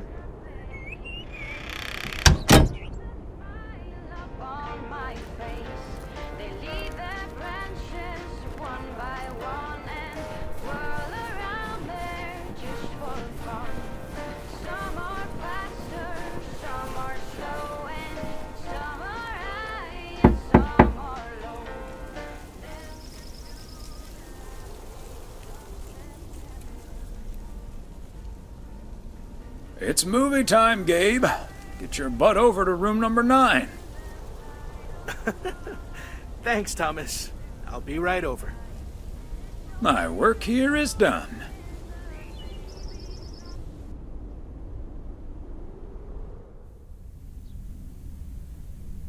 Okay, Ben. Question for you.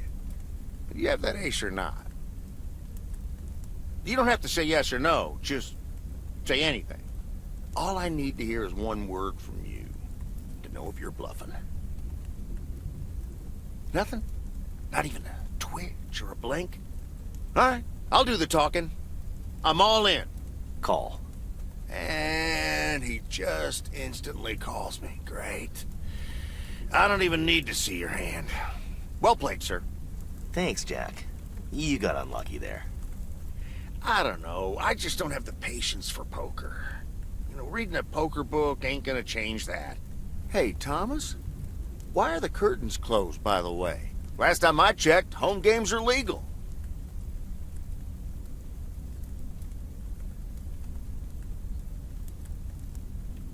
Oh, I don't know. Just feels more cozy, I guess. Thomas, we don't need to keep this a secret. Walter Morgan's on my tail. Someone snitched on me, and now I need to lay low until I have a good enough alibi. Morgan again? What'd you do, Frank? I hope you didn't put Lady's underwear in his briefcase again. And please tell me you stopped putting dead rats in his exhaust. Ha! The classics. No, I didn't prank him at all this time. He's just out to get me. All I did was sell fireworks to someone. He said something about that being my third strike. I might actually lose my job, fellas. We won't let that happen, Frank. We'll think of something. Thanks, Thomas. I've been racking my brain, but I can't come up with anything. I'm guessing they don't have any photographic evidence. Pictures of you selling these fireworks? Just that there's a guy fitting my description. What are you getting at? I might have a little plan. But let's first play a few more hands. I'm down almost $30. One sec, Jack. Frank, I'm curious. We know Walter Morgan has a few reasons to dislike you, but why do you dislike him? I could tell you why, but it's not a pretty tale. And it better not leave this room, kitchen. Sure, Frank. My lips are sealed, for once.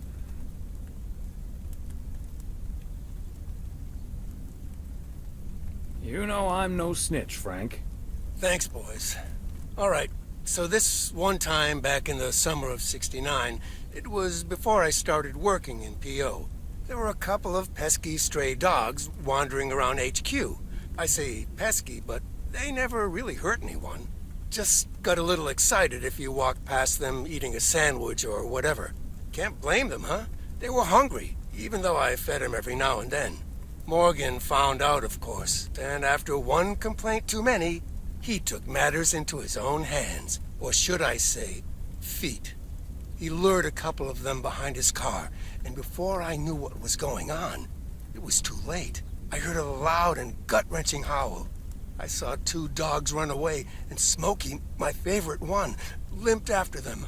It's the last time I ever saw those sweet dogs. Then Walter Morgan looked me straight in the eye with a smug grin on his face, and he said, "This is how you do a proper job, Frank." I can still see that grin when I close my eyes. Okay, that does it. Walter Morgan is now on my eternal shit list, and I'll make sure the rest of P.O. knows about it.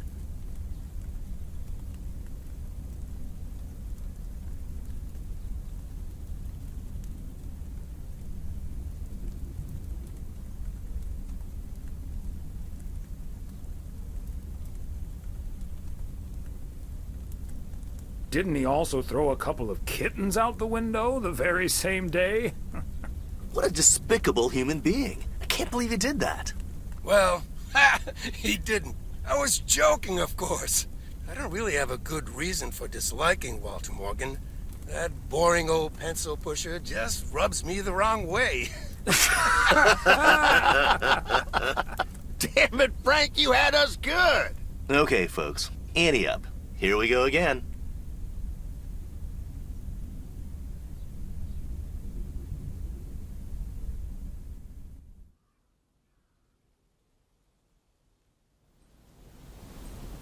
Psst, Thomas, over here. Hey, Frank.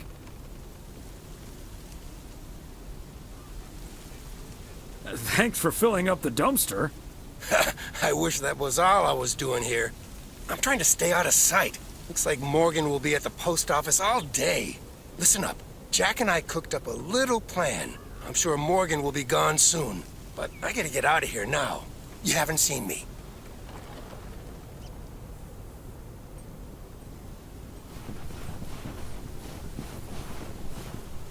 Top of the Monday morning, P.O. We're starting this week with a warning from Sinne. P.O. positive or pet peeve? Hi, Jack. KNW6 TV crews filming in P.O. yesterday with Connor Bryce. As a big fan, I just had to ask him for an autograph. He asked me for my name, but he kept calling me Linda. Even after I corrected him twice. Isn't that just rude? Well, that's a bit rude indeed, Linda. I mean, Lucinda, of course. The weather prediction for today, bright but chilly. Enjoy your day and the music.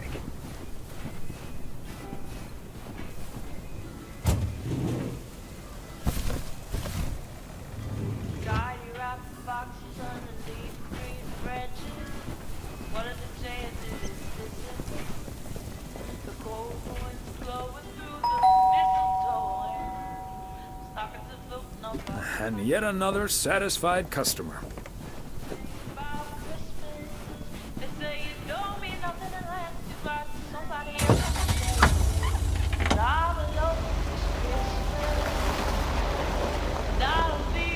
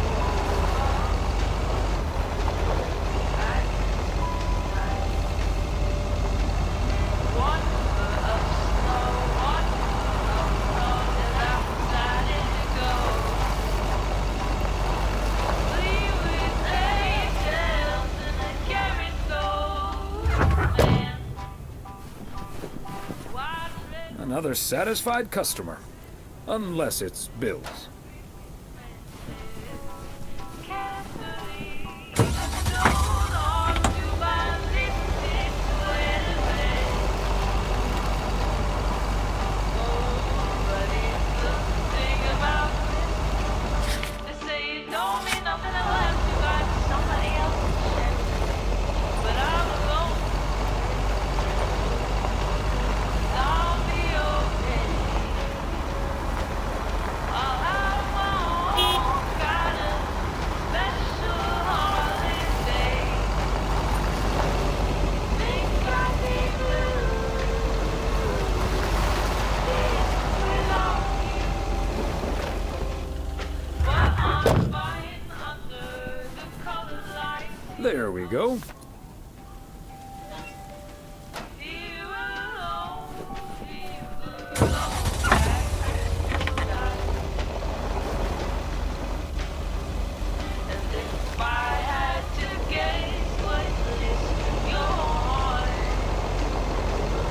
There we go.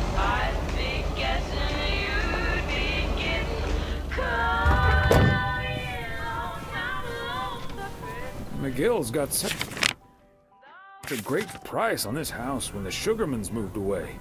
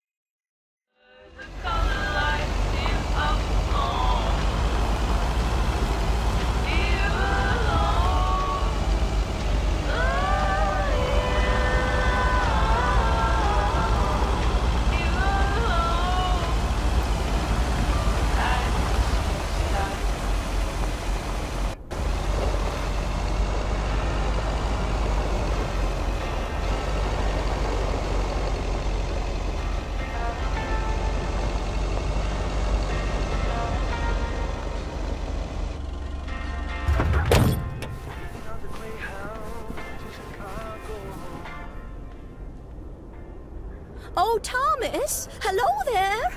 Could you be a sweetheart and bring that over to me? Of course. Oh, careful now. Robert cleared most of the snow, but it's still a bit slippery. Thank you so much. If only I still had the balance and agility of my feline friends. Oh, and good day to you, of course.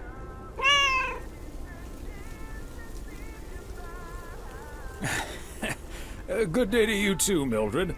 And Genevieve. Thomas, honestly, this isn't Genevieve. It's Mortimer. They look nothing alike. Isn't that right, Mortimer? Oh, pardon me. I can't quite keep track of all your cats.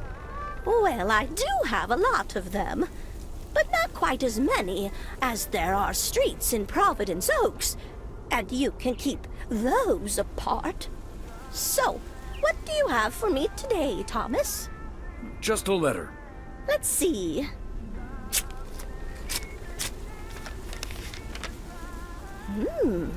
This sounds interesting. Apparently, I need to make a few copies of this letter, and if you send this letter along with $5 to the first 6 people on this list, your name will be added to the bottom. Soon enough, your name will rise to the top. Then many people will send you $5. You will earn lots of money with one small investment. Oh, what a great idea! What do you think, Mortimer?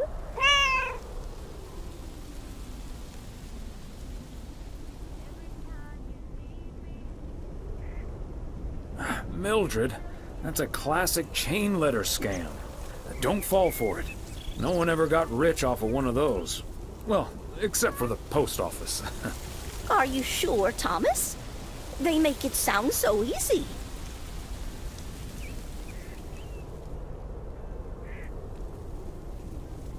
They always do. But there's no such thing as a free lunch, sadly. $30 is quite a bit of money. I'll think about it. You do that, Mildred. See you at Moe's tomorrow night? Probably.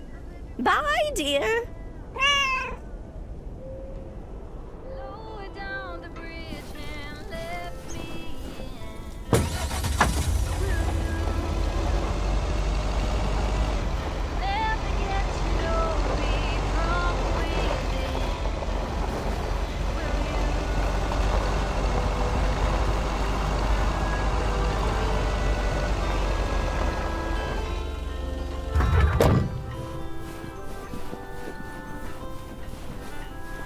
Fancy handwriting on this one.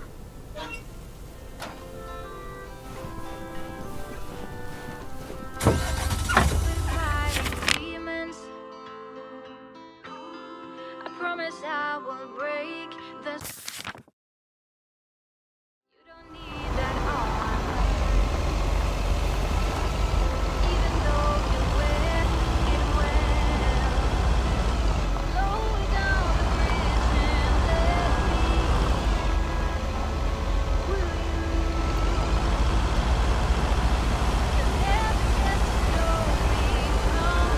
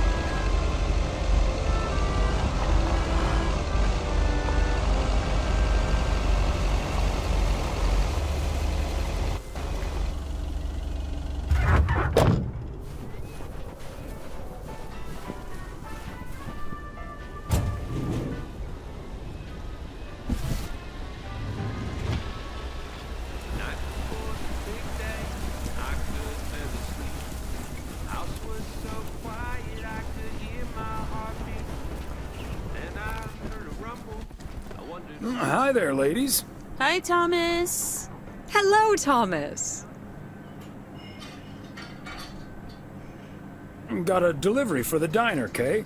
Great. Not from the general store, I see. Don't think so. It seems way too heavy to be full of hot air. Oh well. Okay, so before I leave, we had this awesome girls' night yesterday thanks to Beth. It was hilarious. When I first saw where we were going, my brain went, oh my god. And when the guy showed us what we were going to do, my brain went, oh my god. And when we started, it was so yuck, but also so cool, you know? I've never done anything like that before, and I love that I got a chance to find out. But then again, I doubt that I will ever try it again. Ah, yes, the girls' night.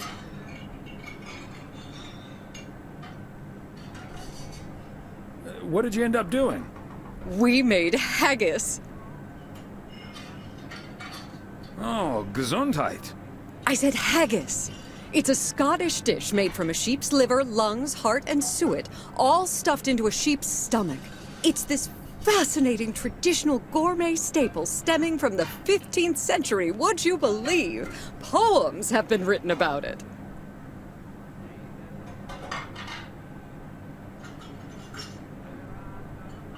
Ugh, that sounds disgusting. I'm glad we mostly had processed foods at poker night. Well, I say, Thomas, don't be a Philistine. It was so gross. I'll have nightmares about zombie sheep for weeks. Bleh. Okay, hate to leave you two, but I really have to sort out this delivery ASAP. Maureen will go bananas.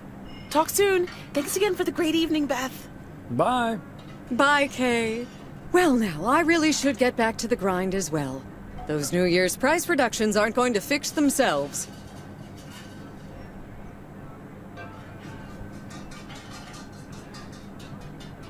Hold on, Beth. Quick word about Saturday? Oh? What's on your mind? Is everything okay? Yes, I'm fine. Don't you worry about me, Thomas. I'm fit as a fiddle. Now, if that's all, I really need to get back to the bookstore.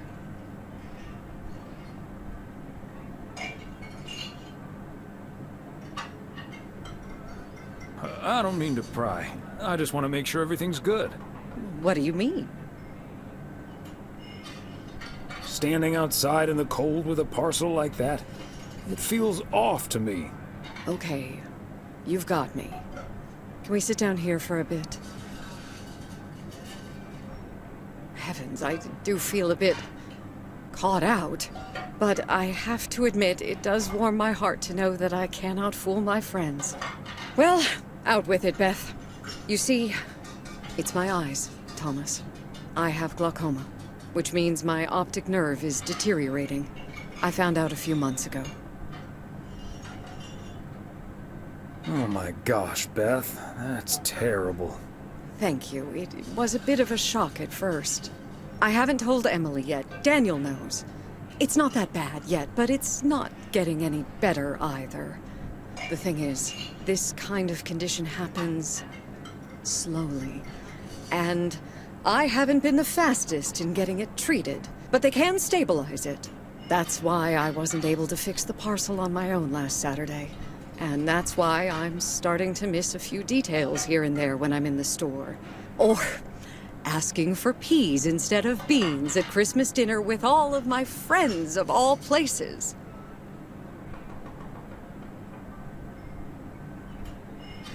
What about the bookstore? I've been going about my business as usual, first and foremost, because the deterioration is so gradual. Until I couldn't really do the little things anymore. Things like reading small print are getting difficult, which was a painful thing to accept at first. Working in the bookstore is starting to give me more issues than I'd like. Getting older. It's a strange thing, isn't it? It's like that Robert Frost poem. The afternoon knows what the morning never suspected. Doesn't mean I wouldn't mind taking a little nap in between from time to time, though. I hear you. For lack of a better word, it just downright blows sometimes. Father Time catches up with us all, huh? That he does.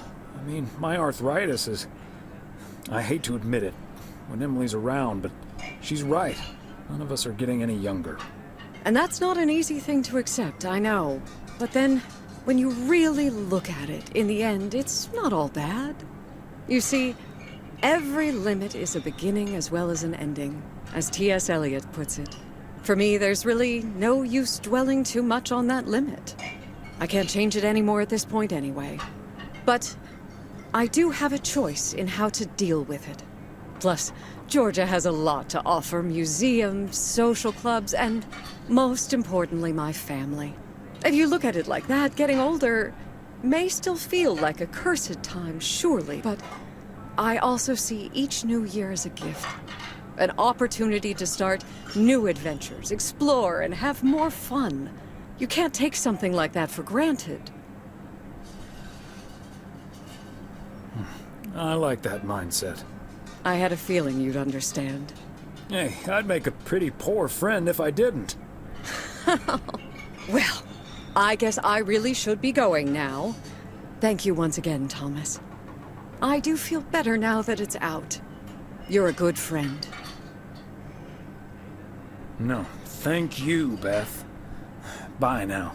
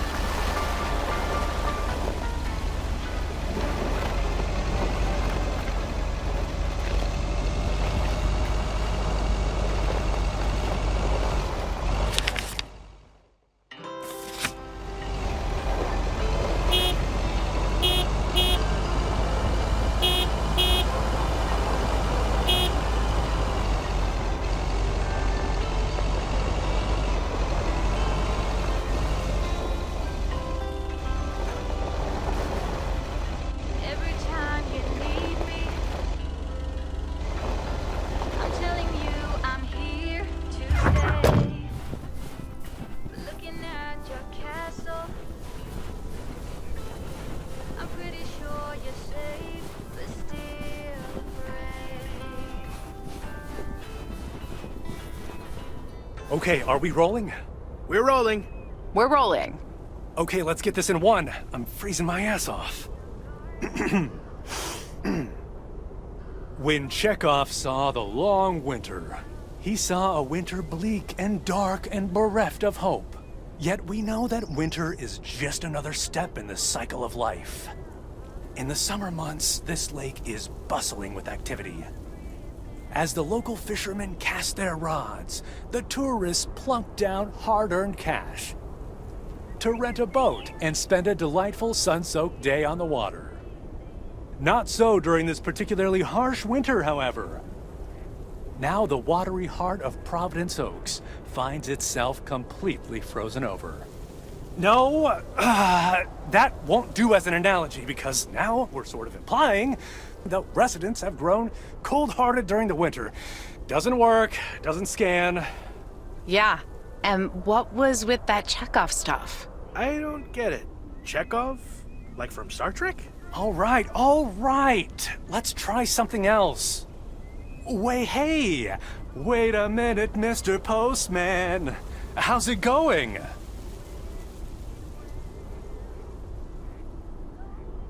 Hi, Mr. Price. Did you enjoy the movie last night? Hey, listen, how about I ask you a couple of questions on camera? Just simple stuff about the town. Sure, I'd be happy to. Great. Just move over here. Are we both in the shot? Yeah, that's fine. This'll be great. The lake as a backdrop. Perfect. Let's go. All right. This is... His name is Thomas Weiss. I knew that. Thomas and I go way back. As the local mailman for truly countless years, Thomas Weiss knows Providence Oaks like he knows the back of his own hand. So, Mr. Weiss, how would you characterize this small, cold town and its warm inhabitants? That's easy, Connor.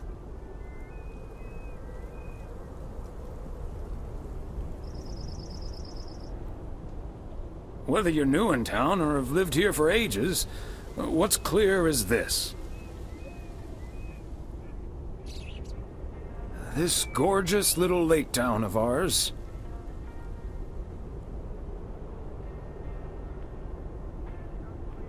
seems simple enough, although it's not without its complexities.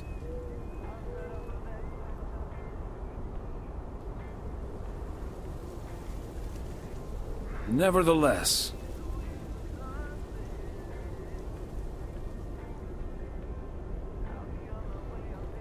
anyone who's ever seen the views from atop the mighty watchtower knows.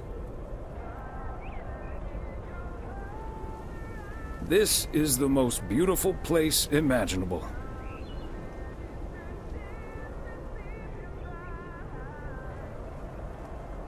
And wherever you are, or whatever you face,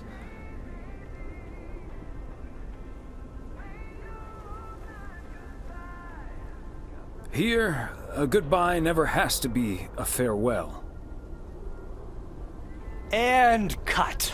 Ah, that's so sweet, Thomas Weiss. Completely unusable, but sweet. I know I've got goosebumps. Yeah, that went well, kind of. Now, let's scout out the establishing shots at the far end of the pier. Let's go, Connor. Aye, aye, Captain. Gabe, you can take 5. My advice would be to take those 5 in the van, to reduce the risk of any further ass freezing off incidents. Noted. Thanks, Ilsa.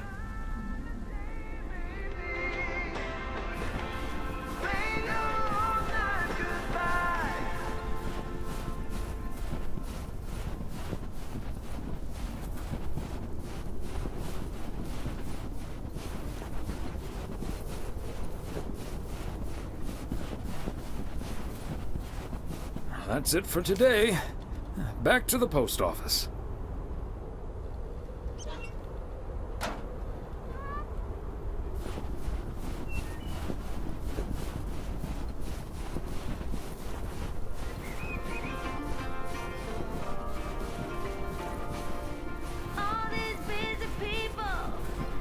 Mr. Weiss, Thomas, sir? Hi, Gabriel. What's up? Just that, well, we'll be ringing in the new year right here in Providence Oaks. So, my mom is shipping over my tuxedo.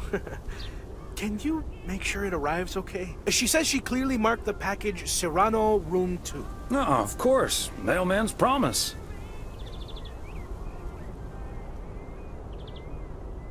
So, how did you and Ilsa like the movie? Oh man, it was beautiful. Heavy stuff, though. At the end, Ilsa totally had tears in her eyes. And, well, so did I.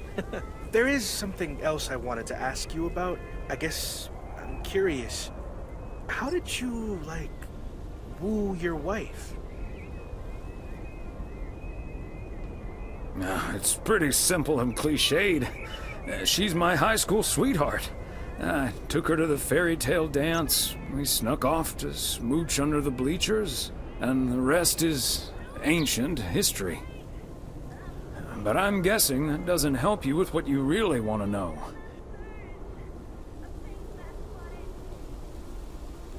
You want to know if you have a shot with Ilsa.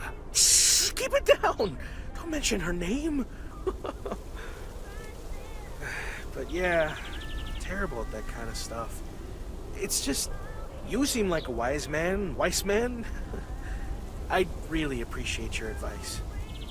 Well, okay then. My advice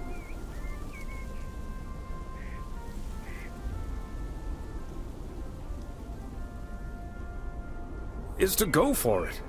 You like her a lot, and it's pretty obvious that the feeling's mutual. Wow.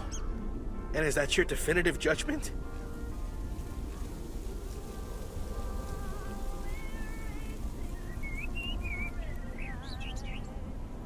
Definitive judgment sounds a little heavy-handed, but basically, yeah.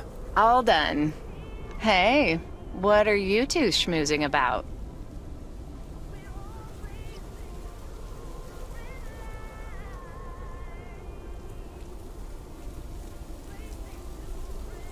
Oh, we were discussing the delivery of Gabriel's New Year's Eve attire.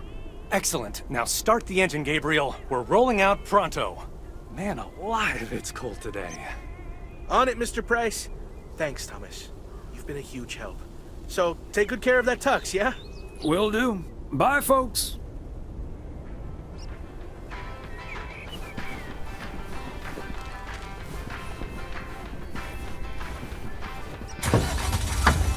Playing your cards with your queen of hearts.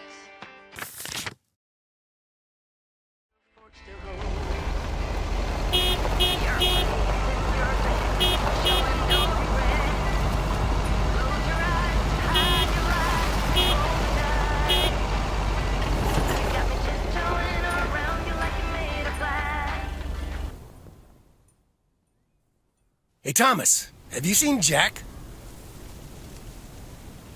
Yep. Yesterday night in my kitchen. Yeah, okay. But I kinda need him now. I'm a sitting duck right now. I'm toast if Morgan suddenly shows up.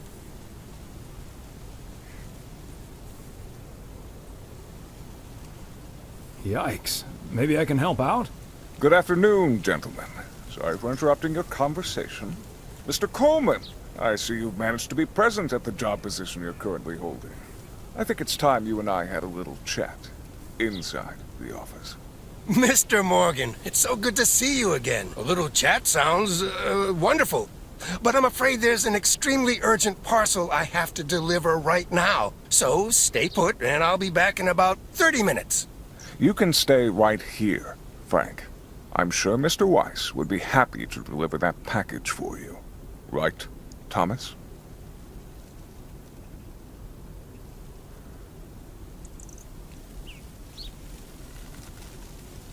Wrong, sir. If you think I'd do that, you're terribly confused. Excuse me, sir? Hi.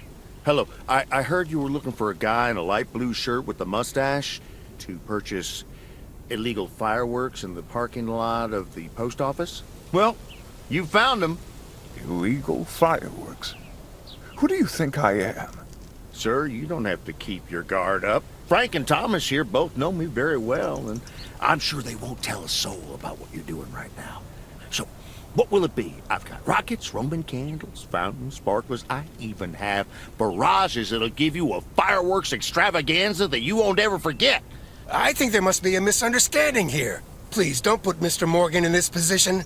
If people walk by and see this, they might snitch on him and get him into trouble. He could even lose his job over this.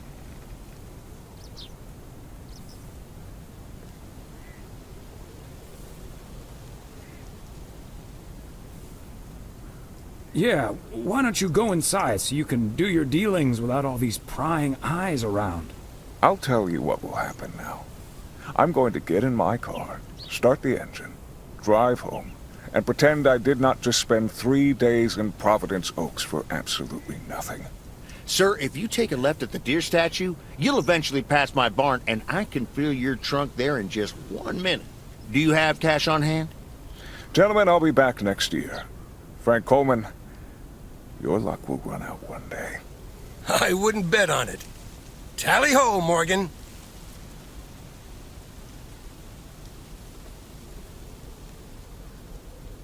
Great job, fellas. Morgan will be cursing all the way home.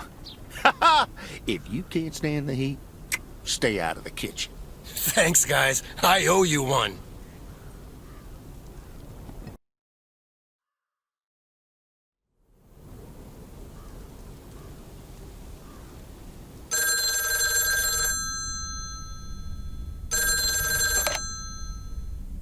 Hello? Evening, Thomas. It's Maureen. Oh, hi, Maureen. If you're looking for Emily, she's at the motel right now. I was actually looking for you, Thomas. I don't know what to do with this Nancy situation. I get so worked up just thinking about it. And that usually gets in the way of doing the right thing, you know? I need to talk to someone who's a bit more emotionally detached from the situation.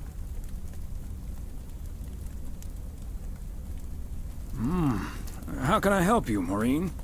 Simply put, I don't know if I should give in to that Nancy Carlisle and her overpriced snacks, or tell that woman to take a hike.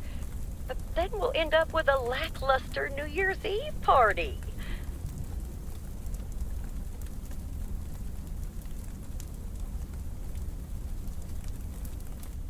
The horror of a New Year's Eve party without a decent snack selection. That's not a difficult choice for me. So you're saying I should go against all my principles just because of some snacks?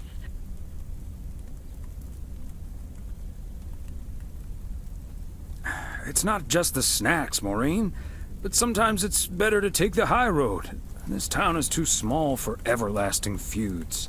I think you're on to something there, Thomas. I'm not yet totally sure what I'm gonna do, but at least my mind's at ease now. Thanks for lending me your ear and advice. You're a doll.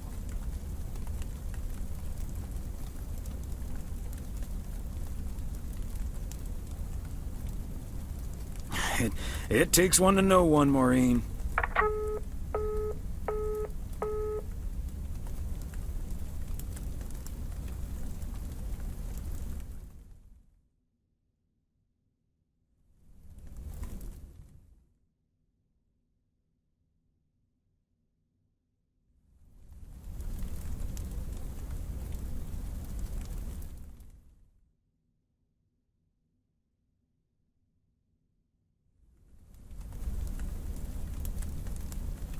The yo-yo started out as a weapon in the Philippines during the 16th century, before being introduced to the United States as a toy in 1929. It weighed 4 pounds and had a 20-foot cord. Australian rower Bobby Pierce won the 1928 Olympic Games against 8 other competitors, even though he stopped during the race to let ducks pass in front of him.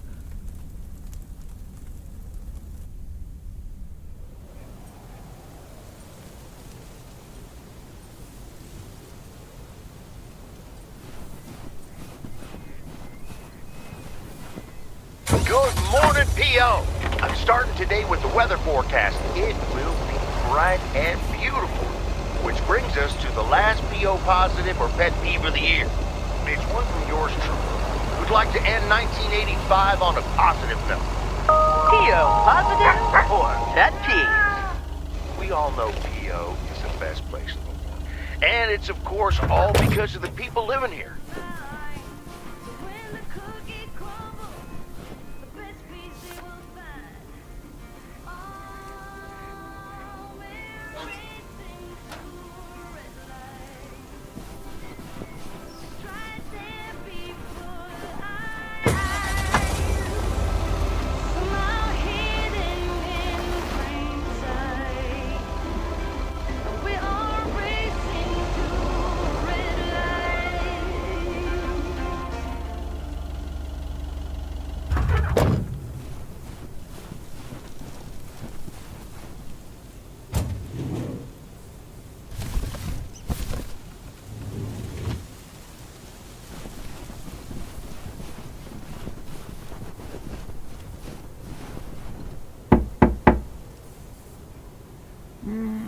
Nobody's home.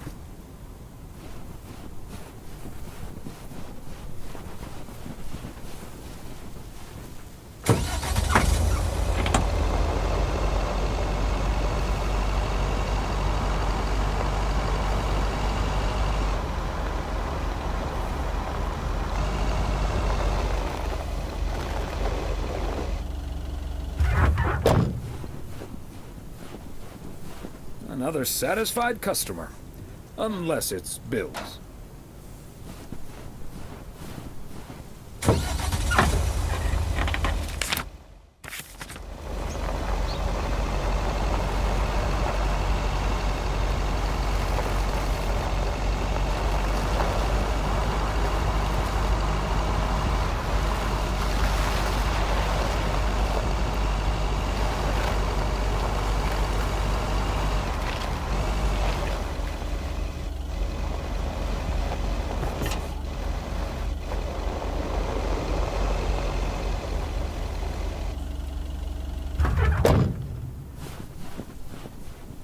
There we go.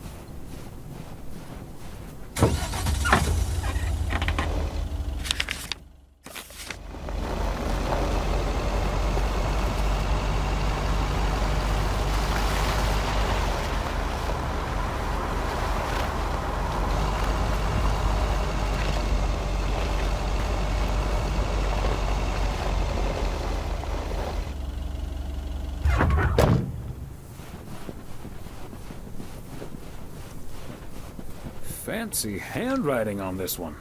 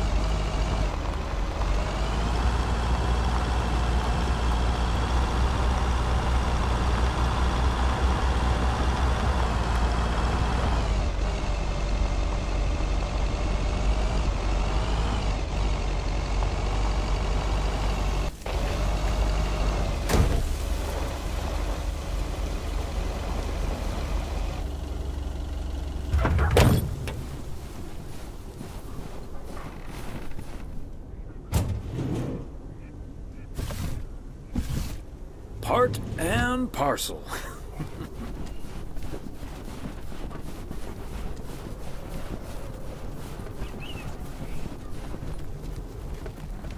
Thomas, it's good to see you. Thanks again for the little chat we had yesterday evening. Don't mention it, Maureen. I was glad to help. I think I've made the right decision. But I guess some situations don't have a perfect solution. You'll find out tonight, Thomas. We'll have a grand old time regardless.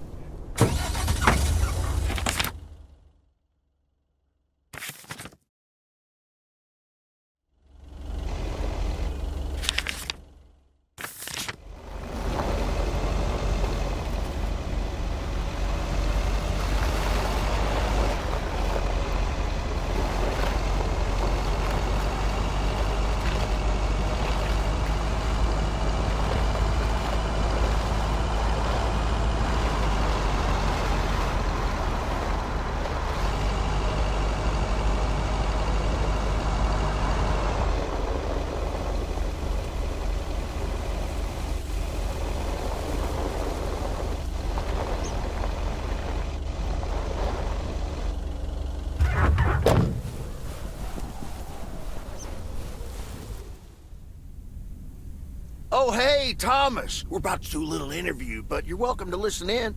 Mr. Price, you know Thomas Weiss, don't you? Sure do. You're resident mailman, am I right? Good to see you, man. Should I just stand over here? That was Open Sky by Velvet Moon, one of my favorites. Folks, we have a special treat for you today, because I have a guest here at the Reynolds studio. You know that happens from time to time, but today it's a bona fide big shot. None other than KNW6's own newsman extraordinaire, Mr. Connor Price. Thanks for having me, Jack. Always nice to talk to a fellow broadcaster.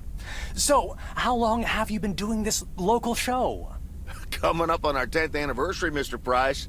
But you've been at KNW6 for longer than that, no? Yeah, it's been... Gosh, can you believe I started there way back in '66? As a segment producer on Portland Rise and Shine. Still remember the title of my first item, too. Is Poplin Still Poppin'? That's a great title. And yet this is the first time you've come to Providence Oaks. First time staying a while, at any rate. So, Mr. Reynolds, how would you describe this town? Well, I'd say it's... Hey! Wait a minute. Who's interviewing who here? I'll ask the questions, thank you very much. Apologies, my friend. Just can't help myself. Always chasing the story, me. It's the commitment I've made to our viewers. The price guarantee. So, what stories are you chasing here in P.O.? Oh, you know, just trying to capture the old couleur locale. I must say, the people here are very friendly, and I hope the feeling's mutual. Right, Thomas? That's Thomas the mailman over there. But never mind, he's not mic'd.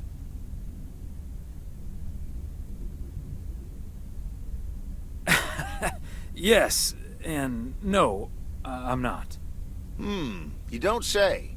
Because we happen to have a little section called P.O. Positive or Pet Peeve. You might have heard of it? Can't say I have, but I do like the alliteration. Well, Lucinda Boyle called in a pet peeve yesterday, saying you were quite rude to her when she asked you for an autograph. Well, I'm sure that was a misunderstanding. See, I must have been on a really tight schedule, because otherwise I'd do anything for a fan. That's... The price guarantee, right? Sure. Anyway, we'll be back with Connor Price, KNW 6-star reporter, right after this. What the hell, Jack? Ambushing me like that live on air? Relax, just joshing you a little. But I'll let you plug the heck out of this Oregon Trail thing you're filming. How's that? We'll make sure everyone in town fully cooperates with your crew in the home stretch. Well, speaking of the home stretch, I better get back to my job as a serious broadcaster. It's been real, pal. Can you believe this guy? Sheesh.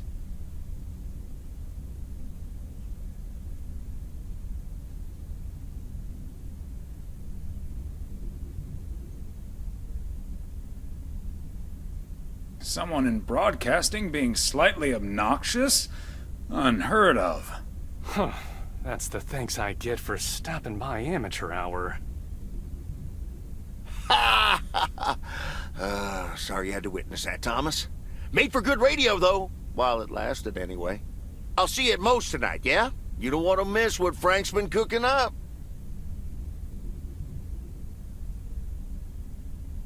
Can't wait. See you there.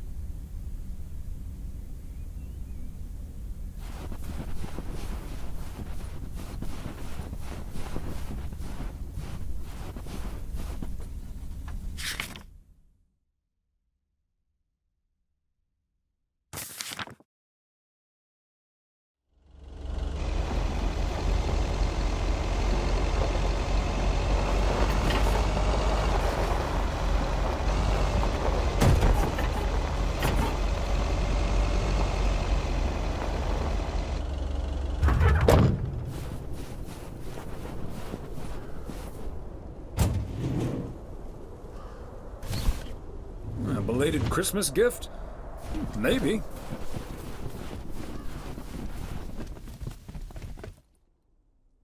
I should have a new booking system ready in a few weeks.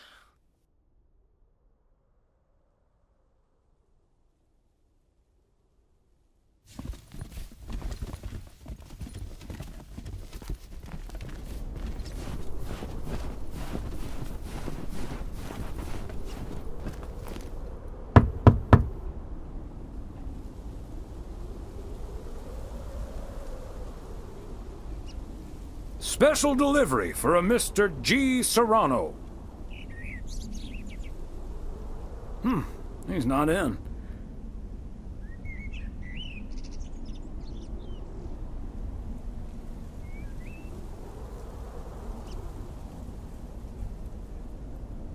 I should probably leave it with Ilsa then. Room 9.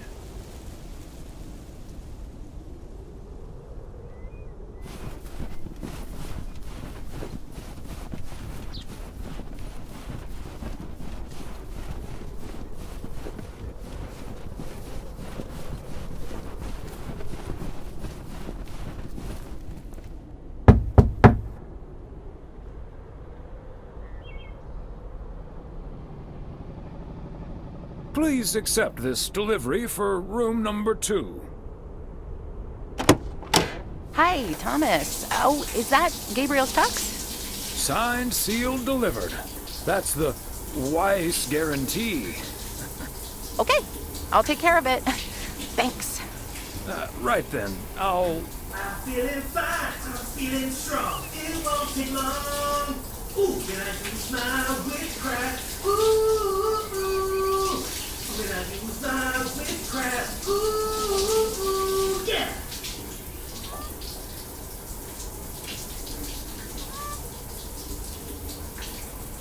Well... Great. So...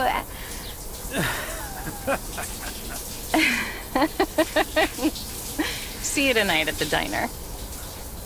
Oh, and thank you. My pleasure, Ilsa.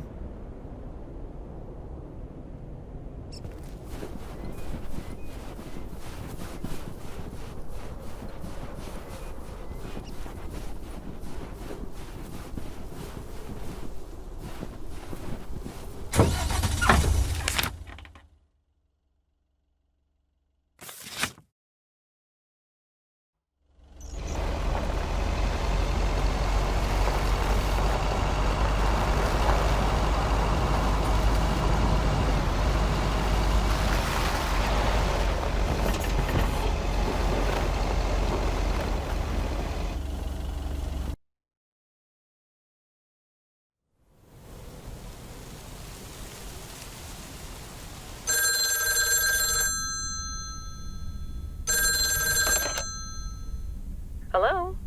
Hi, Meredith. It's the Weiss family again. We wanted to wish you a happy new year before we're going to Moe's. Hey, thanks. We've got a little over an hour left here before it's 1986. You'll watch out for those fireworks, won't you? They're so unpredictable. I will. I'll probably stay inside anyways. We've got 4 more hours to go, but Happy New Year!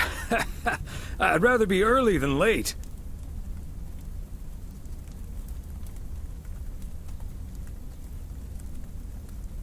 Are you going anywhere to celebrate? Thanks, Dad. We're all a bit drained after making the deadline. Some guys from the office were going to do a ER Kung Fu tournament, but I didn't feel like it. A Kung Fu tournament? On New Year's Eve? Yes, Mom, it's a video game.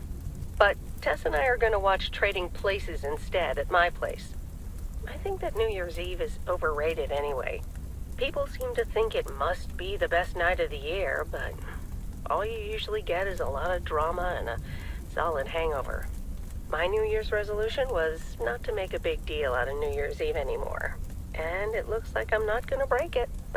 But don't let that ruin your evening.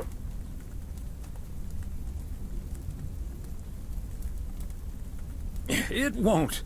We'll have a good old party and start the new year with a bang. And that hangover will clear up in no time with a New Year's Day walk in the snow. Shall I remind you of this when you're curled up on the couch under a blanket? Sorry, Meredith. Your father's memory needs a little grease between the hinges. Like starting the car in time before going to Moe's? Bingo! Okay, guys, I won't hold you up. Have a great evening, and a Happy New Year. Love you.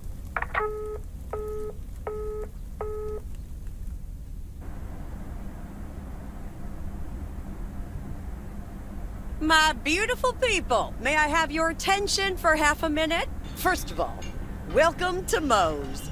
We're excited to celebrate the last few moments of 1985 together with you. It was quite an undertaking to host this New Year's Eve party, and a costly one at that.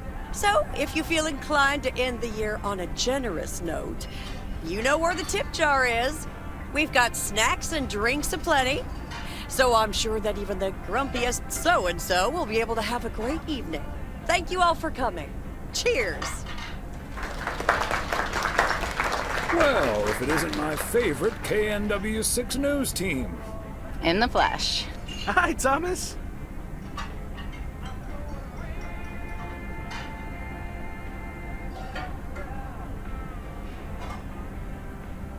Darndest thing. I've had this song stuck in my head all day. It goes, witchcraft, ooh. Witchcraft, ooh. What a coincidence. That's been stuck in my head, too. He knows. He heard you sing it in the shower. Oh, right.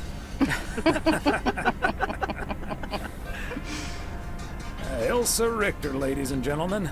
Segment producer, car problem solver, and joke explainer extraordinaire. There we go. Champagne for my real friends and real pain for my sham friends. Hello, Mr. Price. So, is the segment on Providence Oaks in the can yet? Almost, my friend. Still have to shoot the countdown to the new year. Hopefully that gives us the ending we need. I've been promised a spectacle.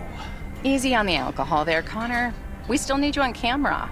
Can't have you slurring your words. Slurring my words? Whatever do you mean, Elsa? Quit fooling, you guys. It's getting close to midnight. Let's set up and get ready. Showtime. Okay, getting into character. See you on the flip side, mailman. Hi, honey. There goes that Connor Price. Would you believe the motel had to custom order a blow dryer just for him? He tipped generously, though. Oh, is that Beth sitting over there? Let's join her. Good evening, my dearest of friends. Almost time for Auld Lang Syne, eh? Did you know that Auld Lang Syne was written down by Robert Burns in the 18th century? And that he based it on an old Scottish folk song? He wrote it to a different melody than the one we sing today, but I have to say, I do like this version. And it's often sung after a special dinner where haggis is served, would you believe? Honestly, Beth, I don't know how we'll get by without these fascinating facts when you're gone. Well, I will still be selling sets of encyclopedias at the store for a few more months if you need them. I'll cut you a nice deal. Only if you'll help load them into my truck. All joking aside, my friends, now that a new year is upon us, I feel a moment of thanks is in place. I know I've kept my situation from you for a while, but now that it's out in the open, I honestly don't know why I didn't share it with you sooner. Pride, I suppose. But I feel so much better now. So thank you, my friends. That's what we're here for. Glad we could be there for you, Beth. And thank you for opening us to it. We'll always be there for you. But you have to let us in first. I hope you'll remember that when you're in Georgia. Definitely. In fact, it's my new resolution for 1986. Along with letting go and seeing where life takes me. What about you, Emily? Any resolutions? Well, less work and more fun, I suppose. Now that this guy Matt is joining the motel, I am looking forward to a bit more quality time. What about you, honey?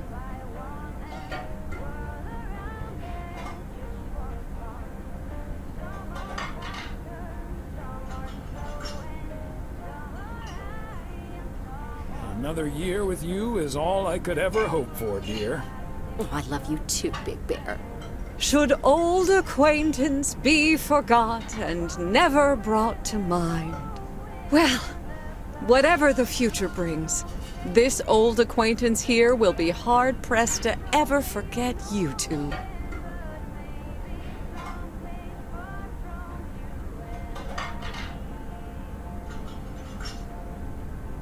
We'll be sure to bring ourselves to mind. We sure will.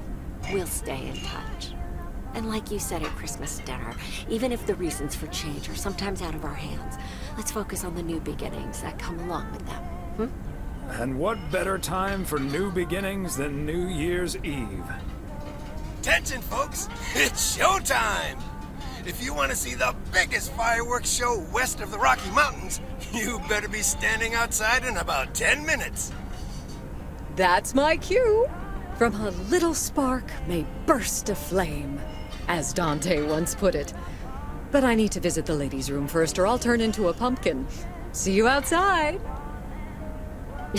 Isn't she marvelous? I'm so happy for her, but I am going to miss Bethany. So will I.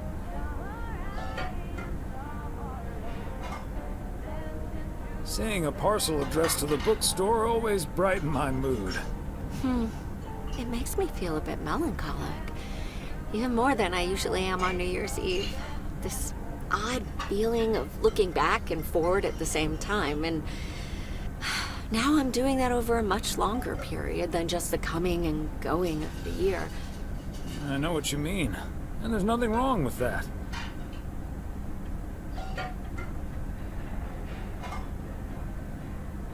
It's good to have something to look forward to. And we sure have something to look forward to, don't we? I guess that's what's most important in life. But let's enjoy the here and now instead. Our wise and beautiful daughter just taught us not to demand that this should be the best evening of the year. But we're allowed to try it, right? So this is where my speech ends, my dear husband. And now I need a glass of champagne. I'll drink to that, and to you, and all the good things the new year will bring us. Maureen, I need champagne. For me and my beautiful wife. You got it, sir. Just grab your glasses and join me in the bottle outside. It's less than a minute now. 20 seconds on go, Mr. Price. Go. And so, 1985 draws to a close. With mere seconds left in the year, I've been told this little lake town will strive to end 85 with a bang. In 10, 9, 8, 7, 6, 5, 4. Holy Toledo! Ilsa, are we getting this? Somebody check on Frank!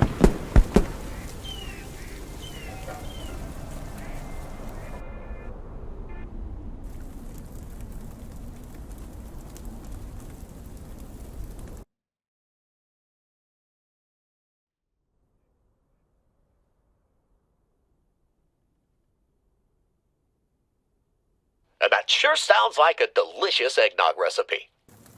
Hurry up, dear. It's coming up next. Yes, don't get too excited now. It's just a preview, remember? And now, a man with a very special New Year's resolution. And he's going to tell us all about it. Isn't that right, Sybil?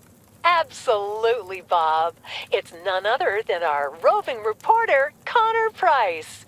Connor, my dear, where in blazes are you? Well, Sybil, I'm in beautiful Providence Oaks, wishing you and Bob and our viewers a joyful 1986. And as for my New Year's resolution, Bob, why, it's my very special price guarantee to all of you that I will be sharing gripping tales and intimate portraits from all over Oregon in an all-new series of special reports on small-town America. Part 1 will air tonight at 8, right here on KNW 6. And it will be all about the gorgeous little lake town where I was fortunate enough to spend the waning days of 1985. Here, let's take a look at an exclusive sneak peek. Providence Oaks, an idyllic town by a lake just south of Melville. It's where this reporter counted down to 1986. And although, unfortunately, the fireworks started a little early, so we didn't quite manage to catch them on tape. Take it from me, it was quite the spectacle, courtesy of postal worker Frank Coleman. Just a faulty batch of leftover 4th of July material, I guess. Not mine, anyway. No siree. But I'm all right, folks. Really, everyone can stop calling me at home. I'm A-OK. And perhaps that encapsulates the true nature of Providence Oaks. or PO, as it's called by those who know and love it. It's a town where even when things don't go as planned, folks will be all right and A-OK. It's just, you know, we help each other out, and there's nothing we can't fix. A town where first impressions can be deceiving. This town may look sleepy from the outside, but trust me, there's always so much stuff to do and take care of. Ugh. A town where generations have grown up. It's a great place to raise kids, and also a great place to have been raised as a kid. Myself, I mean. Back when I was a kid, being raised here. Was that okay? A town where patience is still a virtue. To be honest, I'm not entirely sure if this is where I'll find what I'm looking for, but I do know I can keep looking here for as long as I want, and that feels great. A town full of unique individuals that, deep down, have more in common than you'd think. The average Providence Okian probably doesn't exist. We do tend to keep to ourselves until someone needs us. Then we show up. Always. A town you can't help but love. You know, I just think it's the best place in the whole wide world. Sue me. And where everyone has a story to tell. To me, it's all about the people. Because... Yes, well, leave it to the mailman to say it best. Here, a goodbye never has to be a farewell. Indeed. Providence Oaks, like so many other places in our great state of Oregon, is a small town with a big heart. This is Connor Price, KNW6, PO.